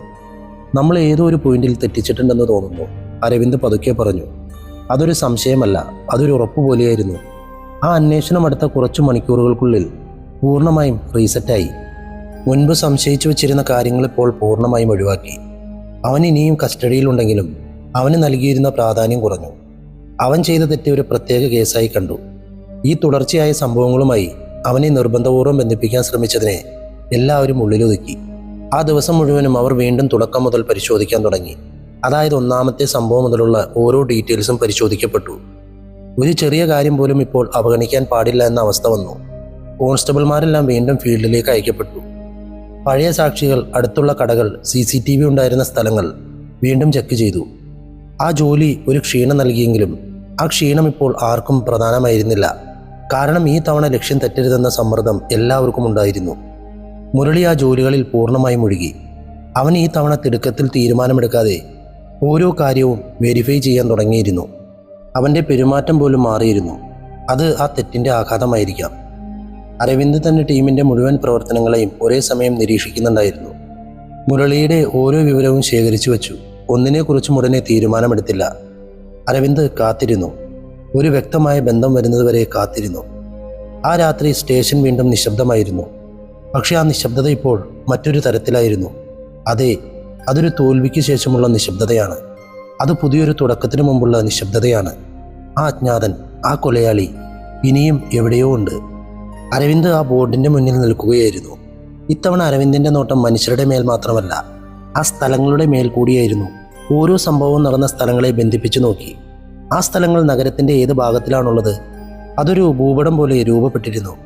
അതെ, അതൊരു കൃത്യമായ വട്ടമല്ല, അതൊരു ലിമിറ്റാണ്, ഒരു വരമ്പുണ്ട്, അതൊരു അതിർത്തിയാണ്. സാർ, അവൻ ഈ ഏരിയയ്ക്കുള്ളിൽ തന്നെയാണ് ആക്റ്റീവ് ആവുന്നതെന്ന് തോന്നുന്നു, മുരളി ചോദിച്ചു. ആ നിരീക്ഷണം ഇപ്പോൾ അന്വേഷണത്തിന് പുതിയൊരു വഴി കാണിച്ചു. ആ ഏരിയ മുഴുവനായും വീണ്ടും തിരിച്ചു. കോൺസ്റ്റബിൾമാർ ഗ്രൂപ്പുകളായി അയക്കപ്പെട്ടു. ആ ഭാഗങ്ങളിൽ ഉണ്ടായിരുന്ന പഴയ റെക്കോർഡുകൾ, പഴയ പരാതികൾ, സംശയിക്കുന്ന വ്യക്തികൾ എല്ലാവരെയും വീണ്ടും ചെക്ക് ചെയ്തു. ഒരു ചെറിയ വിവരം പോലും ഇപ്പോൾ പ്രധാനമായി എടുത്തു. ആ ജോലി അടുത്ത കുറച്ച് ദിവസങ്ങളിൽ നീണ്ടു നിന്നു. ഓരോ ദിവസവും ചില വിവരങ്ങൾ വന്നു. ചിലർ സംശയത്തിൻ്റെ അടിസ്ഥാനത്തിൽ കൊണ്ടുവരപ്പെട്ടു, ചോദ്യം ചെയ്യപ്പെട്ടു. എങ്കിലും ഒരു വിവരവും ആ സംഭവങ്ങളുമായി നേരിട്ട് ബന്ധിപ്പിക്കാനായില്ല. ആ അവസ്ഥ അന്വേഷണത്തെ അല്പം സാവധാനത്തിലാക്കി. എങ്കിലും അത് നിർത്തിയില്ല. ആ ദിവസങ്ങളിൽ ആ നഗരത്തിലെ ജീവിതം പോലും അല്പം മാറിപ്പോയിരുന്നു. സ്ത്രീകൾ തനിയെ രാത്രി സമയത്ത് യാത്ര ചെയ്യാതെ ഇരിക്കുവാൻ ശ്രമിച്ചു. ജോലി കഴിഞ്ഞ് ഗ്രൂപ്പുകളായി പോകാൻ തുടങ്ങി. ചില ഭാഗങ്ങളിൽ ലോക്കൽ ആളുകൾ തന്നെ ഈ നിരീക്ഷണം നടത്താൻ തുടങ്ങി. ആ ഭയം ഇപ്പോൾ ഒരു ശീലമായി മാറാൻ തുടങ്ങിയിരുന്നു. സ്റ്റേഷൻ്റെ ഉള്ളിൽ ആ ജോലി തുടർന്നുകൊണ്ടേയിരുന്നു. ഒരു ദിവസം വൈകുന്നേരം ഒരു പുതിയ വിവരം വന്നു. അതൊരു വലിയ ക്ലൂ ഒന്നുമല്ല, പക്ഷെ അതിനെ അവഗണിക്കാൻ കഴിയാത്ത അത്രയും പ്രധാനപ്പെട്ടതായിരുന്നു. ഒരു ഓട്ടോ ഡ്രൈവർ, അവൻ കുറച്ച് ദിവസങ്ങളായി ആ ഏരിയയിൽ സംശയാസ്പദമായി ചുറ്റിക്കറങ്ങുന്നു എന്നൊരു വിവരം. ആ വിവരം ഇപ്പോൾ ഉടനെ ശ്രദ്ധയിൽ വന്നു. അവനെ ട്രേസ് ചെയ്യൂ, അരവിന്ദ് പറഞ്ഞു. ആ ഓട്ടോ ഡ്രൈവർ ആരാണ്? എവിടെ നിന്നും വരുന്നു? ഏത് സമയങ്ങളിൽ ഏത് ഭാഗങ്ങളിൽ ഉണ്ടാകുന്നു? ഈ എല്ലാ വിവരങ്ങളും പതുക്കെ ശേഖരിക്കാൻ തുടങ്ങി. ആ അന്വേഷണം ഇപ്പോൾ പുതിയൊരു പാതയിലേക്ക് നീങ്ങി. അത് ശരിയായ പാതയാണോ അല്ലയോ എന്ന് ഇനിയും അറിയില്ല. പക്ഷെ അതൊരു പുതിയ ശ്രമമാണ്, ആ അജ്ഞാതനെ തിരഞ്ഞുകൊണ്ടിരിക്കുന്ന മറ്റൊരു വഴി. ആ രാത്രി ആ സ്റ്റേഷൻ്റെ ഉള്ളിൽ ഒരു ബ്രീഫ് മീറ്റിംഗ് നടന്നു. അരവിന്ദ് മാപ്പിൻ്റെ മുന്നിൽ നിന്നും ഭാഗങ്ങൾ കാണിച്ചു കൊടുത്തു. ആ മാപ്പിൽ മാർക്ക് ചെയ്തിരുന്ന ഭാഗങ്ങൾ ഇപ്പോൾ വീണ്ടും തിരിക്കപ്പെട്ടു. ഈ ഭാഗങ്ങളെല്ലാം നമ്മൾ വെവ്വേറെയായി കവർ ചെയ്യണം. ഒരേ സമയം യാതൊരു വിടവും ഉണ്ടാവാൻ പാടില്ല. അരവിന്ദ് പതുക്കെ പറഞ്ഞു. ആ ശബ്ദത്തിൽ തിടുക്കമില്ല, പക്ഷേ ഒരു വ്യക്തതയുണ്ടായിരുന്നു. ആ വ്യക്തത ആ ജോലി എത്രത്തോളം പ്രധാനമാണെന്ന് പറഞ്ഞുകൊണ്ടേയിരുന്നു. ഇപ്പോൾ ഈ വിഭജനത്തിൽ കാർത്തിക് ഒരു ഭാഗമെടുത്തു, മുരളി മറ്റൊരു ഭാഗമെടുത്തു. അരവിന്ദും കോൺസ്റ്റബിൾ രവി, ശേഖർ എന്നിവരോടൊപ്പം നഗരത്തിൻ്റെ മധ്യഭാഗങ്ങൾ ശ്രദ്ധിക്കാൻ തീരുമാനിച്ചു. പിന്നെയും പല ടീമുകളെയും നഗരത്തിൻ്റെ ഓരോ ഭാഗത്തേക്കും അയച്ചിരുന്നു. ആ വിഭജനം നഗരത്തെ മുഴുവനായി ഒരു വല പോലെ മൂടാൻ ശ്രമിച്ചു. ആരെങ്കിലും ആ വട്ടത്തിൻ്റെ ഉള്ളിൽ അനങ്ങിയാൽ അത് ശ്രദ്ധയിൽ വരണമെന്നതായിരുന്നു അവരുടെ ലക്ഷ്യം. ആ രാത്രി തുടങ്ങിയപ്പോൾ തന്നെ ടീമുകൾ അവരുടെ ദിശയിലേക്ക് നീങ്ങി. ഓരോരുത്തരും തങ്ങൾക്ക് നൽകിയ ഭാഗങ്ങൾ പതുക്കെ പരിശോധിച്ചു. റോന്തു ചുറ്റലിൽ റോഡുകൾ, ഇടുങ്ങിയ തെരുവുകൾ, റെയിൽവേ സ്റ്റേഷൻ ഭാഗത്തേക്ക് പോകുന്ന വഴികൾ, ജോലി കഴിഞ്ഞ ആളുകൾ നടക്കുന്ന പാതകൾ ഒന്നും വിട്ടുപോയില്ല. ആ ശ്രദ്ധ ഒരു സാധാരണ പരിശോധന പോലെയായിരുന്നില്ല. ഓരോ നീക്കവും സംശയത്തോടെ നോക്കുന്ന അവസ്ഥ. ആ സമയത്ത് ആ ഓട്ടോ ഡ്രൈവറെ കുറിച്ചുള്ള വിവരങ്ങളും ഒപ്പം തന്നെ വന്നു. അവൻ്റെ പേര്, അവൻ എവിടെയൊക്കെ പോകുന്നു, അവൻ എവിടെയൊക്കെ ജോലി ചെയ്യുന്നു, എവിടെയൊക്കെ റെയ്ഡിന് പോകുന്നു, എല്ലാ വിവരങ്ങളും ശേഖരിക്കപ്പെട്ടിരുന്നു. അവൻ മിക്കവാറും രാത്രി സമയത്താണ് ആ നിശ്ചിത ഭാഗങ്ങളിൽ ചുറ്റുന്നതെന്ന വിവരം വന്നു. ഇത് കേസിൻ്റെ ടൈമിങ്ങുമായി ഒത്തുപോകുന്ന പോലെ ഉണ്ടായിരുന്നു. ആ ഒരു കാര്യം അവനെ ഒരു പ്രധാന സംശയമാക്കി മാറ്റി. മുരളിയാണ് ഈ വിവരങ്ങൾ വയർലെസ്സിലൂടെ അരവിന്ദിനോട് പറഞ്ഞുകൊണ്ടിരുന്നത്. സാർ, അവൻ മിക്കവാറും ലേറ്റ് നൈറ്റാണ് റെയ്ഡ് എടുക്കുന്നത്. ആ വിവരം ഇപ്പോൾ എല്ലാ ടീമുകൾക്കും പോയി. ആ ആളുകളുടെ ഫോട്ടോയും പേരും ഇപ്പോൾ ഓരോരുത്തരുടെയും മനസ്സിൽ പതിഞ്ഞിരുന്നു. അരവിന്ദ് ആ വിവരങ്ങൾ ശാന്തമായി കേട്ടു. ശരി, അവൻ്റെ റൂട്ട് വ്യക്തമായി ട്രേസ് ചെയ്യണം. അങ്ങനെ ആ രാത്രി നഗരം വീണ്ടും പതുക്കിയ നിശബ്ദതയിലേക്ക് പോയി. സ്ട്രീറ്റ് ലൈറ്റുകളുടെ വെളിച്ചത്തിൽ ചില വാഹനങ്ങൾ മാത്രം നീങ്ങിക്കൊണ്ടിരുന്നു. ചിലർ ജോലി കഴിഞ്ഞ് വീട്ടിലേക്ക് മടങ്ങുന്നു. ആ സാഹചര്യങ്ങളിൽ ഒരു വ്യത്യാസം കണ്ടില്ല. പക്ഷേ ആ നിശബ്ദതയ്ക്കുള്ളിൽ ഒരു സംഘം ഒരാളെ മാത്രം നിരീക്ഷിച്ചുകൊണ്ടിരുന്നു. കുറച്ചു സമയം കഴിഞ്ഞപ്പോൾ അവൻ കണ്ണിൽപ്പെട്ടു. ആ ഓട്ടോ ഡ്രൈവർ. അവൻ പതിവ് പോലെ ഒരിടത്ത് നിന്നിരുന്നു. അവൻ ചുറ്റും നോക്കിയ രീതി അല്പം പരിഭ്രമത്തോടെയായിരുന്നു. എങ്കിലും അതവനെ കുറ്റക്കാരനാണെന്ന് തോന്നിപ്പിക്കില്ല. അവൻ പെട്ടെന്ന് ഓട്ടോ എടുത്തു. അവൻ സാധാരണ റൂട്ടിലൂടെയല്ല പോയത്. ചില അപരിചിതമായ സ്ഥലങ്ങളിലേക്ക് പോയി. ആ ഓട്ടോ ഒരു ഇടവഴിയിൽ ചെന്ന് നിന്നു. അവൻ ഫോണെടുത്തു. കുറച്ച് മിനിറ്റുകൾ ആരോടും സംസാരിച്ചു. അതിനുശേഷം ചുറ്റും നോക്കി. ഇപ്പോൾ ആ നോട്ടം ഒരു കാര്യം ഉറപ്പിക്കുന്നത് പോലെ തോന്നി. അവൻ ഓട്ടോ അവിടെ തന്നെ ഇട്ടിട്ട് ഉള്ളിലേക്ക് ഒരു ഇടുങ്ങിയ വഴിയിലേക്ക് നടന്നു. കുറച്ച് മിനിറ്റുകൾക്ക് ശേഷം തിരികെ വന്നു. വീണ്ടും ഓട്ടോ എടുത്തുപോയി. 2-3 സ്ഥലങ്ങളിൽ ഇങ്ങനെ ചെയ്തു. അവൻ പോയ ശേഷം പോലീസ് ആ സ്ഥലങ്ങൾ ചെക്ക് ചെയ്തു. അവിടെ ഉണ്ടായിരുന്ന ചില യുവാക്കൾ ശ്രദ്ധയിൽ വന്നു. അവരോട് കാര്യം തിരക്കി. ആദ്യം അവിടെ ഉണ്ടായിരുന്ന ചിലർ നിഷേധിച്ചു. പക്ഷെ അതിനുശേഷം ഒരു കാര്യം പതുക്കെ വ്യക്തമായി. ആ ഓട്ടോ ഡ്രൈവർ ലഹരി വസ്തുക്കൾ സപ്ലൈ ചെയ്യുന്നവനാണ്. അവൻ ആ സ്ഥലങ്ങളിൽ വന്ന് ആ സാധനങ്ങൾ നൽകുന്നു. യുവാക്കൾ അവനെ വിളിക്കുന്നു.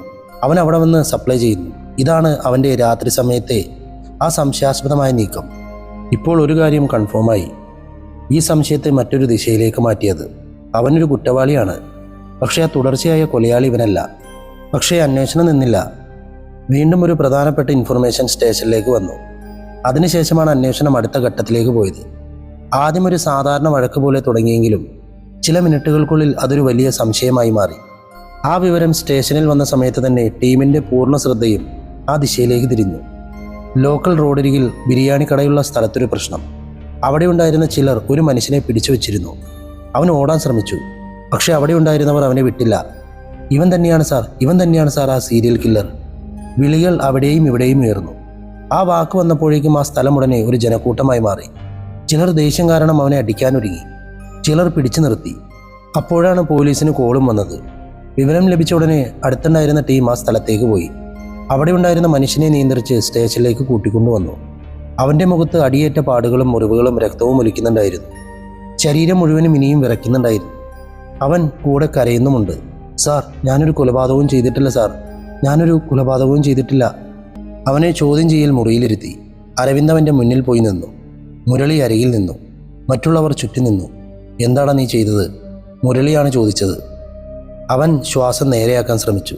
സാർ, സാർ, ഞാനൊരു പെൺകുട്ടിയോട് മോശമായി പെരുമാറാൻ ശ്രമിച്ചു സാർ. അവൻ കഷ്ടപ്പെട്ടുകൊണ്ട് പറഞ്ഞു.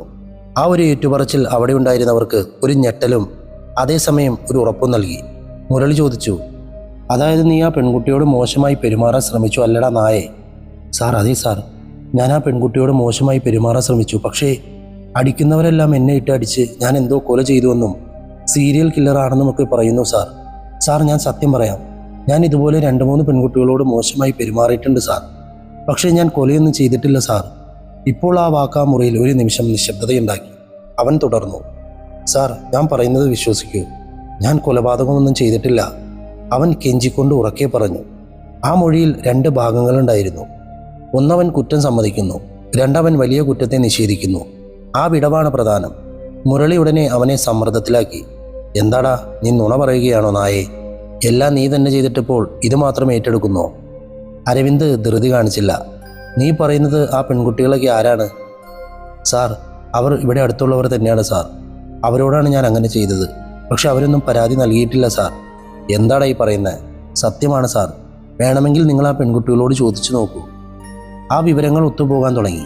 അവൻ പറഞ്ഞ സ്ഥലങ്ങളിൽ ചില പെൺകുട്ടികളെ അവർ കണ്ടെത്തി. അവരോട് സംസാരിച്ചു. ആദ്യം ആ സ്ത്രീകളൊന്നും അടിച്ചു. അതെ സാർ, ആദ്യം ഇത് പുറത്തു പറയാൻ ഞങ്ങൾക്ക് താല്പര്യമില്ലായിരുന്നു. അതിനുശേഷം അവർ പതുക്കെ സംസാരിക്കാൻ തുടങ്ങി. അതെ സാർ, അവൻ തന്നെയാണ് സാർ കുടിച്ചിട്ട് വന്ന് ഇങ്ങനെയൊക്കെ ചെയ്തത്. അവനെ നല്ല അടി കൊടുക്കണം സാർ. പുറത്തു പറഞ്ഞാൽ വീട്ടിൽ പ്രശ്നമാകുമെന്ന് കരുതിയാണ് പറയാത്തതും പരാതി നൽകാതിരുന്നതും. കുടുംബത്തിന് അപമാനമാകരുതെന്ന് കരുതി. മുരളി ദേഷ്യത്തോട് ഉറക്കെ പറഞ്ഞു, നിങ്ങളൊക്കെ എന്താ ഇങ്ങനെയുള്ള ആളുകൾക്ക് എതിരെ പരാതി പറഞ്ഞാലല്ലേ ഇവരെയെല്ലാം അകത്താക്കാൻ പറ്റുകയുള്ളൂ, ഇവരെയെല്ലാം ഒരു പാഠം പഠിപ്പിക്കാൻ പറ്റുകയുള്ളൂ. നാളെ അവൻ വേറെ പെൺകുട്ടികളോട് ഇങ്ങനെയൊക്കെ ചെയ്യില്ലേ? നിങ്ങൾക്ക് വേണ്ടിയല്ലേ ഇത്രയും സംവിധാനങ്ങളുള്ളത്? നിങ്ങളുടെ പേരൊന്നും വെളിപ്പെടുത്തില്ല. വനിതാ സംഘടനകളുണ്ട്. നിങ്ങളുടെ അഡ്രസ്സൊന്നും പുറത്തുവിടില്ല. ആദ്യം അതൊക്കെ മനസ്സിലാക്കൂ. മുരളി ആവേശത്തോടെ ആ സ്ത്രീയുടെ നിസ്സഹായതയെ ചൂണ്ടിക്കാണിച്ചു. അതിനുശേഷം അവൻ പറഞ്ഞതുപോലെ ആ സ്ത്രീകളുടെ വിവരങ്ങൾ ശേഖരിക്കപ്പെട്ടു. ആ ഉറപ്പ് അന്വേഷണത്തെ ഇനിയും സങ്കീർണമാക്കി. അതായത് പിടിക്കപ്പെട്ടവൻ പറഞ്ഞത് കള്ളമല്ല. അവൻ യഥാർത്ഥത്തിൽ അത്തരം കുറ്റങ്ങളിൽ ഏർപ്പെട്ടിരുന്നു. പക്ഷെ അവൻ പറഞ്ഞ ഇരകൾ ഇപ്പോൾ നടന്ന കൊലപാതകങ്ങളിൽ ഇരകളിൽ നിന്നും വ്യത്യസ്തരാണ്. 2 ലിസ്റ്റുകളും തമ്മിൽ ചേരുന്നില്ല. ഇപ്പോൾ സത്യം പതുക്കെ വ്യക്തമായി. അവനൊരു കുറ്റവാളിയാണ്. പക്ഷേ തുടർച്ചയായ കൊലപാതകങ്ങൾക്ക് കാരണം അവനല്ല. ആ തിരിച്ചറിവ് ആ മുറിയിലുണ്ടായിരുന്ന എല്ലാവരെയും നിശബ്ദരാക്കി. മുരളി അല്പം ദേഷ്യത്തോടെ പറഞ്ഞു, സാർ, അങ്ങനെയാണെങ്കിൽ ഇവൻ വേറെയാണോ സാർ? അരവിന്ദ് ഇതെല്ലാം കേട്ട് ശാന്തനായി നിന്നു. അദ്ദേഹത്തിൻ്റെ മനസ്സിപ്പോൾ 3 കാര്യങ്ങളുണ്ട്. ഈ ബിരിയാണി കടക്കാരൻ കുറ്റം സമ്മതിക്കുന്നു. ഇവനും കുറ്റവാളി തന്നെയാണ്. പക്ഷെ ഇവനാണോ സീരിയൽ കില്ലർ എന്നറിയില്ല. ഇവനും കുറ്റകൃത്യങ്ങളിൽ ഏർപ്പെട്ടിട്ടുണ്ട്. പക്ഷെ ഒരു വഴിയും ആ നേരിട്ട് നിഗമനത്തിലേക്ക് നയിക്കുന്നില്ല. ആ ആശയക്കുഴപ്പം ഇപ്പോൾ അന്വേഷണത്തിൻ്റെ ഭാഗമായി മാറി. നഗരം ഇന്നും മറുപടിക്കായി കാത്തിരുന്നു. ആ ബിരിയാണി കടക്കാരനെ പിടിച്ചതിന് പിന്നാലെ കേസിൽ പുതിയൊരു വഴിത്തിരിവുണ്ടായതായി പുറത്തു തോന്നി തുടങ്ങി. അവൻ ഇതിനകം ചില സ്ത്രീകളോട് മോശമായി പെരുമാറിയത് ഉറപ്പായി. ആ സ്ത്രീകൾ അവനെ തിരിച്ചറിഞ്ഞതോടെ ആ വിവരം സ്റ്റേഷന്റെ ഉള്ളിൽ മാത്രമല്ല, മേലുദ്യോഗസ്ഥർ വരെ അറിഞ്ഞു. അവൻ ഇതിനകം ഇത്തരത്തിലുള്ള കുറ്റങ്ങളിൽ ഏർപ്പെട്ടിട്ടുണ്ടെന്ന് മുഴുവൻ അന്വേഷണത്തെയും ഒരു തീരുമാനത്തിലേക്ക് തള്ളാൻ ഉപയോഗിച്ച കാരണമായി മാറി. ആ ദിവസങ്ങളിൽ മേലെ നിന്നും വന്ന സമ്മർദ്ദം കുറഞ്ഞില്ല, മറിച്ച് വർദ്ധിച്ചു. എപ്പോഴാണ് റിസൾട്ട്? അവനെ പിടിച്ചോ? ജനങ്ങളോട് നമ്മൾ എന്തു പറയും എന്ന ചോദ്യങ്ങൾ തുടർച്ചയായി വന്നു. ആ ചോദ്യങ്ങൾക്കിപ്പോൾ ഒരു മറുപടി ആവശ്യമായിരുന്നു. ആ മറുപടി സത്യമാണോ അല്ലയോ എന്നത് ഇപ്പോൾ പ്രധാനമായിരുന്നില്ല. ഒരു തീരുമാനം വേണമെന്നതായിരുന്നു പ്രധാനം. ഒരു ദിവസം വൈകുന്നേരം കമ്മീഷണർ ഓഫീസിൽ നിന്നും ഒരു കോൾ വന്നു. ആ കോളിൻ്റെ ശേഷം കേസിനെ കുറിച്ചുള്ള സംസാരത്തിൻ്റെ ദിശ മാറിപ്പോയി. ലഭ്യമായ തെളിവുകളുടെ അടിസ്ഥാനത്തിൽ ഒരു നിഗമനത്തിലെത്താമെന്ന വരി ആ അന്വേഷണത്തിൻ്റെ പോക്കിനെ മാറ്റിമറിച്ചു. ആ വാക്കുകൾ നേരിട്ട് പറയപ്പെട്ടില്ലെങ്കിലും അതിൻ്റെ അർത്ഥം മുറിയിലുണ്ടായിരുന്നവർക്ക് മനസ്സിലായി. അതെ, ആ ബിരിയാണി കടക്കാരനെ വീണ്ടും ചോദ്യം ചെയ്തു. ഇത്തവണ ചോദ്യങ്ങൾ മറ്റൊരു രീതിയിലായിരുന്നു. അവൻ മുൻപ് ചെയ്ത കുറ്റങ്ങൾ, അവൻ നടന്ന രീതി, അവനുണ്ടായിരുന്ന സ്ഥലങ്ങൾ എന്നിവയെല്ലാം കൂട്ടിയിണക്കി അവനെ ആ തുടർച്ചയായ സംഭവങ്ങളുമായി ബന്ധിപ്പിക്കാൻ ശ്രമിച്ചു. അവൻ തുടർന്നും നിഷേധിച്ചു. സാർ, ഞാൻ ആ കൊലകളൊന്നും ചെയ്തിട്ടില്ല എന്ന് പറഞ്ഞു. പക്ഷേ അവൻ മുൻപ് സമ്മതിച്ച കുറ്റങ്ങൾ ഇപ്പോൾ അവന് എതിരായി നിന്നു. മുരളി അല്പം ആശയക്കുഴപ്പത്തിലായിരുന്നു. അവൻ പൂർണ്ണമായും വിശ്വസിച്ചില്ല. എങ്കിലും ആ ദിശയ്ക്ക് വിപരീതമായി സംസാരിക്കാൻ കഴിയാത്ത അവസ്ഥ.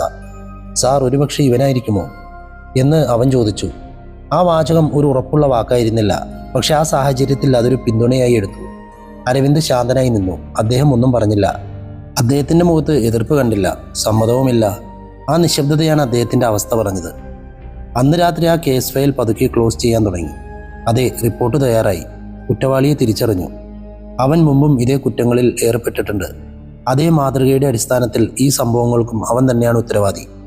ആ വരികൾ ആ ഫയലിൽ എഴുതപ്പെട്ടു. അത് പൂർണ്ണമായ സത്യമാണോ അല്ലയോ?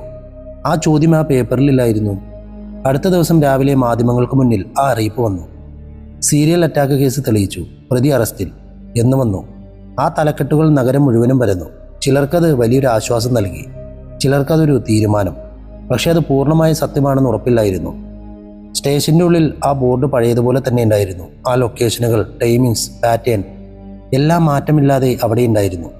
ആ ബിരിയാണി കടക്കാരൻ ഇപ്പോൾ കസ്റ്റഡിയിലായിരുന്നു. അവൻ ഒരു കുറ്റവാളിയാണ്. പക്ഷേ അവൻ നമ്മൾ തിരഞ്ഞ അജ്ഞാതനല്ല. ആ സത്യം ചുരുക്കം ചിലർക്ക് മാത്രമേ അറിയാമായിരുന്നുള്ളൂ. ആ സത്യം അറിയാവുന്നവരിൽ ഒരാളാണ് അരവിന്ദ്. ഇവൻ തന്നെയാണോ ആ കൊലയാളിയെന്ന് അദ്ദേഹത്തിന് ഉറപ്പില്ലായിരുന്നു. അരവിന്ദ് ഫയൽ അടച്ചു വെച്ചു. പക്ഷെ മനസ്സടച്ചില്ല. നഗരം ഒരു ഉത്തരമില്ലാത്ത വിശ്വാസത്തെ വിശ്വസിക്കാൻ തുടങ്ങി. പക്ഷേ യഥാർത്ഥ കുറ്റവാളി ഇന്നും പുറത്തു തന്നെയുണ്ടോ? കേസ് ഔദ്യോഗികമായി അവസാനിപ്പിച്ചതിന് പിന്നാലെ സ്റ്റേഷനിൽ ഒരുതരം ശാന്തത നിലനിൽക്കാൻ തുടങ്ങി. പല ദിവസങ്ങളായി തുടർച്ചയായി ഓടിക്കൊണ്ടിരുന്ന അന്വേഷണം പെട്ടെന്ന് നിർത്തപ്പെട്ടതുപോലെ ആ മുറികളിലെ അനക്കങ്ങൾ കുറഞ്ഞു. മേശപ്പുറത്ത് കുന്നുകൂടിയ ഫയലുകൾ പതുക്കെ ക്രമീകരിക്കപ്പെട്ടു. പുറത്തുണ്ടായിരുന്ന മാധ്യമങ്ങളുടെ സമ്മർദ്ദവും കുറയാൻ തുടങ്ങി. ജനങ്ങളുടെ മനസ്സിൽ കുറ്റവാളിയെ പിടിച്ചുവെന്ന ആശ്വാസമുണ്ടായി. നഗരം വീണ്ടും സാധാരണ നിലയിലേക്ക് മാറാൻ ശ്രമിച്ചു.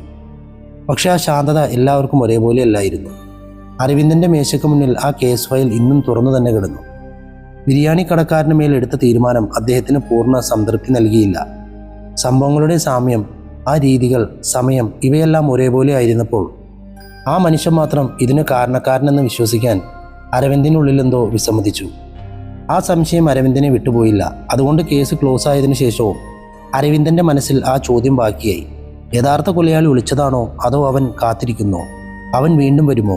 ആ ചോദ്യങ്ങൾക്കുള്ള ഉത്തരം കിട്ടിയില്ല.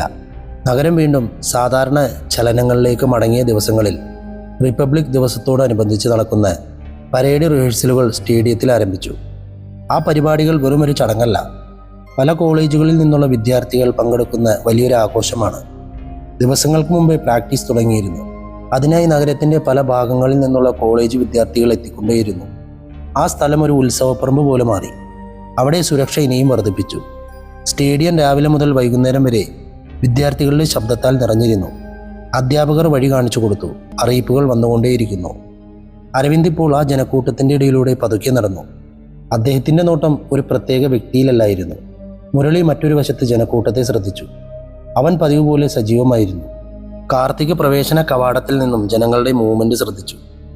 ആ ജനക്കൂട്ടത്തിൻ്റെ ഉള്ളിൽ ഒരു പെൺകുട്ടി, ഈ കഥയുമായി ബന്ധമുള്ള പെൺകുട്ടി, അതായത് ഈ കേസിൽ നിന്നും രക്ഷപ്പെട്ട് അതിജീവിച്ച പെൺകുട്ടി. അവളും ആ പരേഡ് പ്രാക്ടീസിൽ പങ്കെടുക്കുന്നുണ്ടായിരുന്നു. അവൾ മറ്റു പെൺകുട്ടികളോടൊപ്പം പ്രാക്ടീസ് ചെയ്യുന്നുണ്ടെങ്കിലും അവളുടെ മനസ്സ് പൂർണ്ണമായും അവിടെയായിരുന്നില്ല. ചില സമയങ്ങളിൽ അവൾ ചുറ്റും നോക്കും. ആ സംഭവത്തിൻ്റെ നിഴൽ അവളെ വിട്ടുപോയിട്ടില്ല. ആ ദിവസം പ്രാക്ടീസ് നടന്നുകൊണ്ടിരിക്കെ ഒരു നിമിഷം അവൾ തറഞ്ഞു നിന്നു. അവളുടെ മനസ്സിലൊരു ഭയം. ഈ ജനക്കൂട്ടത്തിൻ്റെ ഉള്ളിൽ അവനുണ്ടാകുമോ, അതോ എൻ്റെ തോന്നലാണോ? അവളുടെ ഭയം തുടർന്നുകൊണ്ടേയിരുന്നു. സ്റ്റേഡിയത്തിൽ നടന്ന ആ പരിശീലന പരിപാടി ഒരു സാധാരണ പ്രദർശനം പോലെയാണ് തുടങ്ങിയത്. പോലീസിൻ്റെ ഭാഗത്തു നിന്നും കോളേജ് പെൺകുട്ടികൾക്കായി ചില സ്വയം രക്ഷാ വിദ്യകൾ പഠിപ്പിച്ചു കൊടുത്തു. വിദ്യാർത്ഥികൾ ഗ്രൂപ്പുകളായി തിരിക്കപ്പെട്ടു. ഓരോ ഗ്രൂപ്പിനും പോലീസ് ഉദ്യോഗസ്ഥരെ നിയോഗിച്ചു. പുരുഷ ഉദ്യോഗസ്ഥരോടൊപ്പം സ്ത്രീ ഉദ്യോഗസ്ഥരും ഉണ്ടായിരുന്നു. എല്ലാവരും മാസ്ക് ധരിച്ചിരുന്നു. ഒരു സ്ത്രീ പോലീസ് ഉദ്യോഗസ്ഥ തിരികെ വന്ന് പറഞ്ഞു, നോക്കൂ മക്കളെ, ഇതൊരു ലളിതമായ ഡെമോൺസ്ട്രേഷനാണ്. എന്തെങ്കിലും ഒരു സാഹചര്യം വന്നാൽ നിങ്ങൾ എങ്ങനെ രക്ഷപ്പെടാമെന്ന് കാണിച്ചു തരാം. അതിനുശേഷം അവർ വാളണ്ടിയർമാരെ വിളിച്ചു. ആരും മുന്നോട്ട് വരാതിരുന്നപ്പോൾ അവർ ഒരാളെ തിരഞ്ഞെടുത്തു. ആ പെൺകുട്ടി മുന്നോട്ട് വന്നു. അവളും മാസ്ക് ധരിച്ചിരുന്നു. അവൾ മറ്റാരുമല്ല, ആ ആക്രമണത്തിൽ നിന്നും രക്ഷപ്പെട്ട പെൺകുട്ടി തന്നെയായിരുന്നു. ഇപ്പോൾ ഡെമോൺസ്ട്രേഷനായി മാസ്ക് ധരിച്ച ഒരു പുരുഷ പോലീസ് ഉദ്യോഗസ്ഥൻ വന്നു. അവൻ ആ പെൺകുട്ടിയുടെ അരികെ നിന്നു. വളരെ ലളിതമായൊരു പരിശീലനമായിരുന്നു അത്. ആരെങ്കിലും പിന്നിൽ നിന്നും പിടിച്ചാൽ എന്നവൻ പതുക്കെ പറഞ്ഞു. അവൻ്റെ കൈ ആ പെൺകുട്ടിയുടെ കൈ പിടിച്ചു. എങ്ങനെ കൈ തിരിക്കണം, എങ്ങനെ ബാലൻസ് ഷിഫ്റ്റ് ചെയ്യണം എന്നൊക്കെ അവൻ പറഞ്ഞു കൊടുത്തു. മറ്റുള്ളവർ അത് നോക്കി നിന്നു. എന്നാൽ ആ പെൺകുട്ടിയുടെ ശരീരം പെട്ടെന്ന് മരവിച്ചു. അവളുടെ ശ്വാസം വേഗത്തിലായി. ആ മാസ്കിൻ്റെ പിന്നിൽ അവളുടെ കണ്ണുകൾ വിടർന്നു. അവൾ അതൊരു പരിശീലനമായി കണ്ടില്ല. അവൾ മറ്റെന്തോ അറിഞ്ഞു. അതേ ഗന്ധം, വളരെ നേർത്തതാണ്. പക്ഷെ അവൾക്കത് മറക്കാൻ കഴിഞ്ഞില്ല. ആ രാത്രി, ആ സാമീപ്യം, ആ ശ്വാസം, അതേ ഗന്ധം. അവളുടെ ഹൃദയം വേഗത്തിൽ മിടിക്കാൻ തുടങ്ങി. കൈകൾ വിറച്ചു. ആ പോലീസുകാരൻ അവളുടെ തോളിൽ കൈവച്ചു. അതേ സ്പർശനം, അതേ സമ്മർദ്ദം, അതേ പിടുത്തം. അവളുടെ ശരീരം മുഴുവനും ഭയം പടർന്നു. ശ്വാസം കിട്ടാതെ അവൾ വിഷമിച്ചു. അവൾ അവൻ്റെ മുഖം നോക്കാൻ ശ്രമിച്ചു. പക്ഷേ മാസ്ക് കാരണം അവൾക്കൊന്നിനും കഴിഞ്ഞില്ല. അവൾക്കിപ്പോൾ ഉറപ്പായി. അവൾ പതുക്കെ പിന്നോട്ട് മാറി. ഇവൻ തന്നെ. അവളുടെ ഉണർവ് പറഞ്ഞു. അന്ന് രാത്രി അവളെ പിടിച്ച അതേ കൈകളാണിത്. അവൾ ആ സ്ഥലത്ത് നിന്ന് പെട്ടെന്ന് മാറിപ്പോയി. ആരും അത് ശ്രദ്ധിച്ചില്ല. അവൾ ആ ജനക്കൂട്ടത്തിൻ്റെ ഇടയിലൂടെ ഓടി. അവളുടെ ശ്വാസം വേഗത്തിലായി. ശബ്ദം വരുന്നില്ല. അവൾ അരവിന്ദൻ നിൽക്കുന്നിടത്തേക്ക് ചെന്നു. Sir, sir. അരവിന്ദ് തിരിഞ്ഞു നോക്കി. മാസ്ക് ധരിച്ചിട്ടും അവളുടെ കണ്ണിലെ ഭയം വ്യക്തമായിരുന്നു. എന്താ മോളെ, എന്താ? സാറെന്ന് എന്നോട് ചോദിച്ചില്ലേ സാർ? അവൻ അവൾ കിതച്ചു. മാസ്ക് മാറ്റി അവൾ പറഞ്ഞു, സാർ, അന്ന് എന്നെ ആക്രമിച്ചവൻ അവനൊരു പോലീസുകാരനാണ് സാർ. അവനാണിപ്പോൾ എനിക്ക് ട്രെയിനിങ് നൽകിയത്. മാസ്ക് ധരിച്ചിരുന്നു സാർ. എനിക്ക് മുഖമറിയില്ല, പക്ഷെ ഉറപ്പാണ് അതേ ഗന്ധം, അതേ സ്പർശനം അവനാണ് സാർ. ആ വാക്കുകൾ അരവിന്ദിനെ തറപ്പിച്ചു നിർത്തി. അരവിന്ദ് ഉടൻ തന്നെ ചുറ്റും നോക്കി. അവിടെ പരിശീലനം നൽകുന്ന പലരുമുണ്ട്. മോളെ, നീ ശാന്തയാകും, മാസ്ക് ധരിക്കൂ, നീ കാണിക്ക് ഏത് ടീമാണെന്ന്. ആ പെൺകുട്ടി അരവിന്ദിനെ കൂട്ടി ആ ഗ്രൂപ്പിൻ്റെ പിന്നിൽ ചെന്ന് നിന്നു. ആരും അത് ശ്രദ്ധിച്ചില്ല.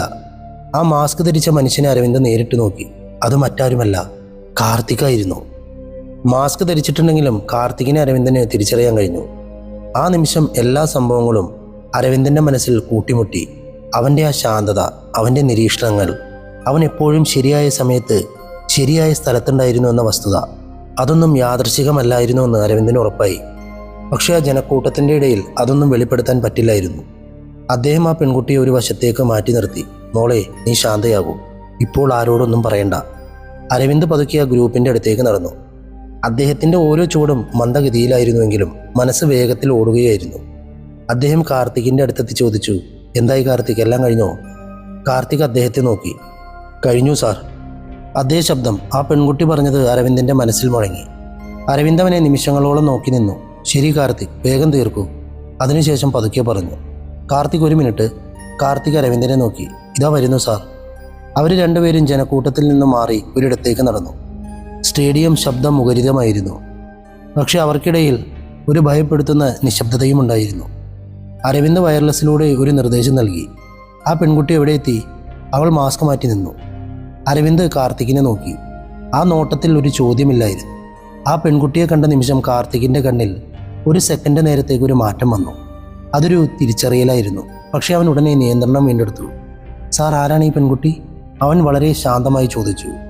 ഒരു നിഷ്കളങ്കൻ്റെ ഭാവമായിരുന്നു അവൻ്റേത്. പക്ഷെ ആ ഒരു സെക്കൻഡിലെ ഭാവമാറ്റം അരവിന്ദ് ശ്രദ്ധിച്ചിരുന്നു. ഇവൾ കാർത്തിക് നമ്മുടെ കേസിലെ അതിജീവിച്ച പെൺകുട്ടിയാണ്. കാർത്തിക് അവളെ നോക്കി പറഞ്ഞു. അങ്ങനെയാണോ സാർ? ഒരു സാധാരണ പ്രതികരണം. അരവിന്ദ് ഒന്നും പറഞ്ഞില്ല. ശരി കാർത്തിക്, നിങ്ങൾ പോയിക്കോളൂ. അടുത്ത 30 മിനിറ്റിൽ കാര്യങ്ങൾ മാറി മറിഞ്ഞു. കാർത്തികിൻ്റെ വീട് പോലീസ് വളഞ്ഞു. പരിശോധനയിൽ ഓരോന്നായി പുറത്തു വന്നു. ആക്രമണത്തിന് ഇരയായ പെൺകുട്ടികളിൽ നിന്നും എടുത്ത വസ്തുക്കൾ, അവരുടെ പേഴ്സണൽ ഐറ്റംസ്, മയക്കുമരുന്ന് കുപ്പികൾ, പലതരം ടവലുകൾ, കൊല്ലപ്പെട്ടവരുടെയും ആക്രമിക്കപ്പെട്ടവരുടെയും കണ്ണുകൾ കെട്ടാൻ ഉപയോഗിച്ച് അതേ തരത്തിലുള്ളവ. സത്യം തെളിഞ്ഞു. കാർത്തിക് അവിടെ നിൽക്കുകയായിരുന്നു. അവൻ്റെ കൈകൾ ബന്ധിക്കപ്പെട്ടു. മുഖത്തൊരു ഭാവവുമില്ലായിരുന്നു. അവൻ ചുറ്റും നോക്കി, ചിരിക്കാൻ തുടങ്ങി. ഒരു ഭ്രാന്തനെ പോലെയുള്ള ചിരി. അത് ക്രൂരമായിരുന്നു. മുരളിക്കത് സഹിക്കാൻ കഴിഞ്ഞില്ല. മുരളി തോക്കെടുത്തു. പട്ടി, നീ ഒരു പോലീസുകാരനായിരുന്നില്ലേ എന്ന് അലറിക്കൊണ്ട് മുരളി വെടിയുതിർത്തു. കാർത്തിക് പിന്നോട്ട് മറിഞ്ഞു വീണു. ആ ചിരി അവൻ്റെ മുഖത്ത് തന്നെ ബാക്കിയായി. ആ സംഭവം ഒരു എൻകൗണ്ടറായി രേഖപ്പെടുത്തി. കുറ്റവാളി രക്ഷപ്പെടാൻ ശ്രമിച്ചപ്പോൾ ഉണ്ടായ നടപടിയെന്ന് റിപ്പോർട്ട് തയ്യാറായി. നഗരം ആ എൻകൗണ്ടറിനെ ആഘോഷിച്ചു. സ്റ്റേഷനിൽ പഴയ പോലെ ശാന്തത വന്നു. അരവിന്ദ് ഫയൽ ക്ലോസ് ചെയ്തു. പക്ഷെ അദ്ദേഹത്തിന് അതൊരു പൂർണ്ണമായി സന്തോഷം നൽകിയില്ല. എന്തായാലും കുറ്റവാളിയെ വെടിവെച്ചു കൊന്നത് നന്നായി. എന്താണ് നിങ്ങളുടെ അഭിപ്രായം? കഥ അവസാനിച്ചിരിക്കുന്നു. വീണ്ടും പുതിയ കഥയുമായി വീണ്ടും വരാം. അത്രയും നാളത്തേക്ക് ലവ് യു ഓൾ. ബൈ.